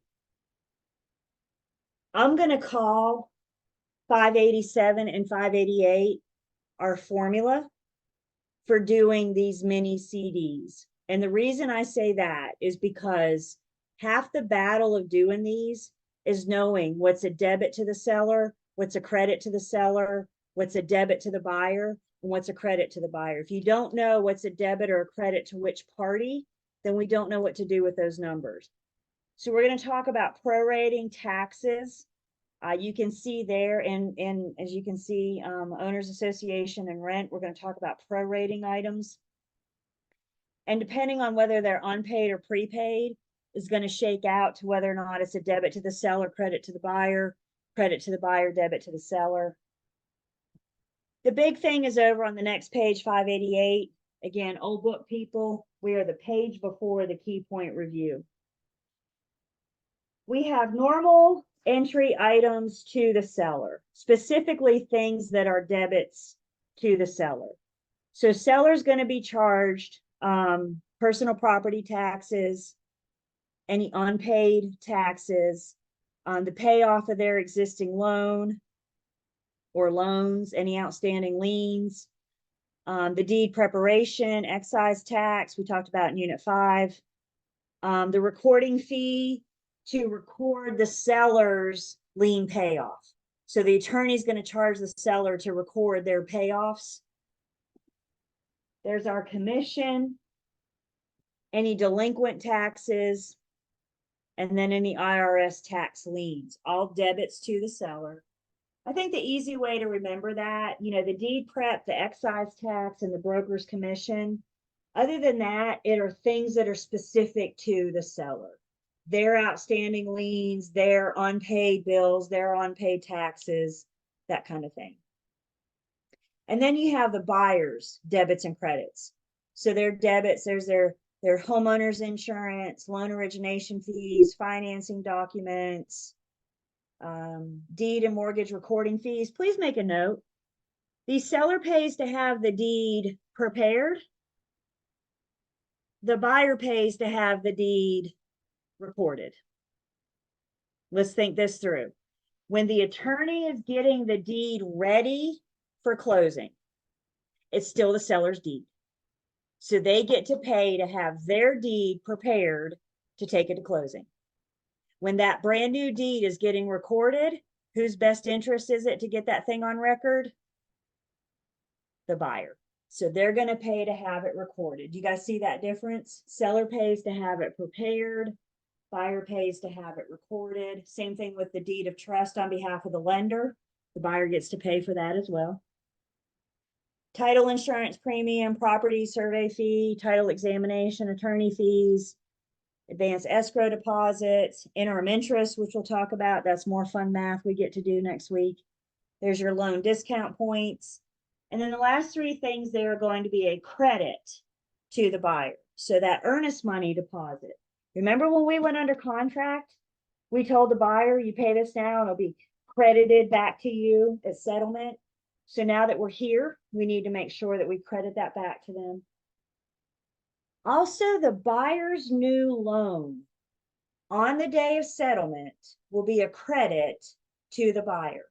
The lender is bringing that money in on behalf of the buyer. The buyer can't buy the home without that money. They have their down payment plus the lender's loan to value ratio, whatever it is they're bringing. The two together equal the sales price. The day of settlement, it's a credit to the buyer. The buyer will spend the next 30 years paying the lender back. I think if we think of the settlement statement as like a snapshot of what's happening today. Today, the lender is sending or bringing that money on behalf. Question comes in for new construction. Some of those wouldn't be here. You're right. New construction is different. Understand every single transaction is different. So some transactions may have this and may not have that. Some may be different than this and da-da-da-da-da. So when we're doing these next week, we can only do what the problem tells us. So they will provide us with the fees, with the debits, with the credits. It's just kind of getting us warmed up a little bit. But you're right. New constructions, different fees are involved with new constructions. I doubt you guys will see. I know you won't see that on your test. Different fees for each transaction. But we're just going to have an idea, and that'll help us work this problem. It would mean so much to our class next Tuesday night if you guys could spend time with these two pages, 587 and 588 this weekend. and get yourself familiar with the debits and credits. Go back real quick to 587, where we talked about the prorated. The other section there is the double entry items. Double entry means it's showing up twice on the CD, once for the seller and once for the buyer. Of those, the only two I want you guys to worry about for now is the sales price. The sales price will always be a credit to the seller and a debit to the buyer. Isn't that the gist of our entire 17-page offer to purchase and contract? I promise to pay you this in exchange for the property. The other double entry thing I want you guys to worry about right now is the due diligence fee. Remember, when we went under contract, the buyer gave the seller a check. Now that we're at settlement, we need to reverse that. So we're going to credit it to the buyer, and then we need to debit it from the seller. So there's double entries. Sales price and due diligence is really all I want you guys to worry about. Look at those prorated items. We're going to talk about proration next week. And then again, the big thing is the single entry items. The things that the sellers are typically responsible, the things that the buyers are typically responsible for. So this is at the end in 21, your settlement statement. There's some proration scenarios on page 62 back in unit 3. Remember, it seems like so long ago we had this conversation, but remember in unit 3, we did taxes. We figured out this year's taxes. Now we got to figure out what we're going to do with those taxes, and what we're going to do is prorate them. Taxes will be prorated at closing. All it does is makes it fair to the parties. If you're buying my house today, I mean, today's only February 15th, but I've lived in this house for 45 days this year. Is it fair for me to pay the whole year's taxes? I've only been here for 45 days. It's not fair. Flip that coin. Is it fair for you to pay the whole year's taxes? I mean, you lived here most of the year, but you still didn't live here all year. So how do we make this year's taxes fair? We prorate them. We take that shared expense and we split it evenly. We prorate it between the two. So going back to our taxes in unit 3 on page 62, I told you guys to skip it for now, but now that we're here in 21, you may want to go back and review that. And then section 5, new book people 857, old book people, just look in the math facts section on section 5, whatever page that is. And that kind of walks through the proration and the settlement math as well. Again, if you guys can look ahead at this weekend, I promise you Tuesday night will be make a lot more sense. If you're seeing it for the first time on Tuesday, it's going to be a lot to take in. These are very lengthy problems. They take a while. I'm going to talk about your test taking strategy with these problems next week. We don't want you running out of time on this one. So we're going to talk about test taking strategies. It's a lot for 1 point. Let me put that out there right now. It's only for 1 point on your test. But I got to be honest, you guys, this might be the most important math that we do, because this is that old car. This is that fiduciary piece to make sure that my buyers and sellers' money is accurate. Remind me what the A in old car means. Accounting. Accounting. Aren't we responsible for helping our buyers and sellers account for their monies, account for their funds? And that's exactly what we're doing with these CDs. So again, we're not asking you to do a full-blown settlement statement yet. We're just easing you into it. And the test question you're going to have is, how much does your buyer have to bring to closing? So we're going to start here on Tuesday. Once we finish 21, this will get us through 21. Once we finish that, then we go to unit 17. 17 is our appraiser's unit. So in unit 17, we get to put on an appraiser's hat. Think like an appraiser. After 17, we do unit 13, super quick. We'll get through unit 13. Don't spend your study time on 13. And then after that, we get into units 11 and 12. 17, 13, 11, and 12. 11 is our landlord and tenant relationship. 12 is the property management. So we're going to switch gears just a bit. We've been heavy residential sales in this class. This is what most of it is. But 11 and 12, we get into the rental world. So 11 defines the relationship between the landlord and the tenant. And then 12 brings in the agent that's acting as the property management. What questions do I have? Cool. Thank you. Comments?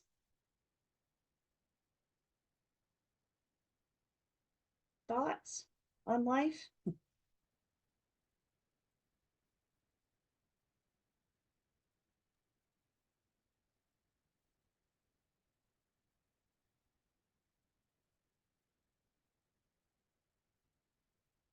All right.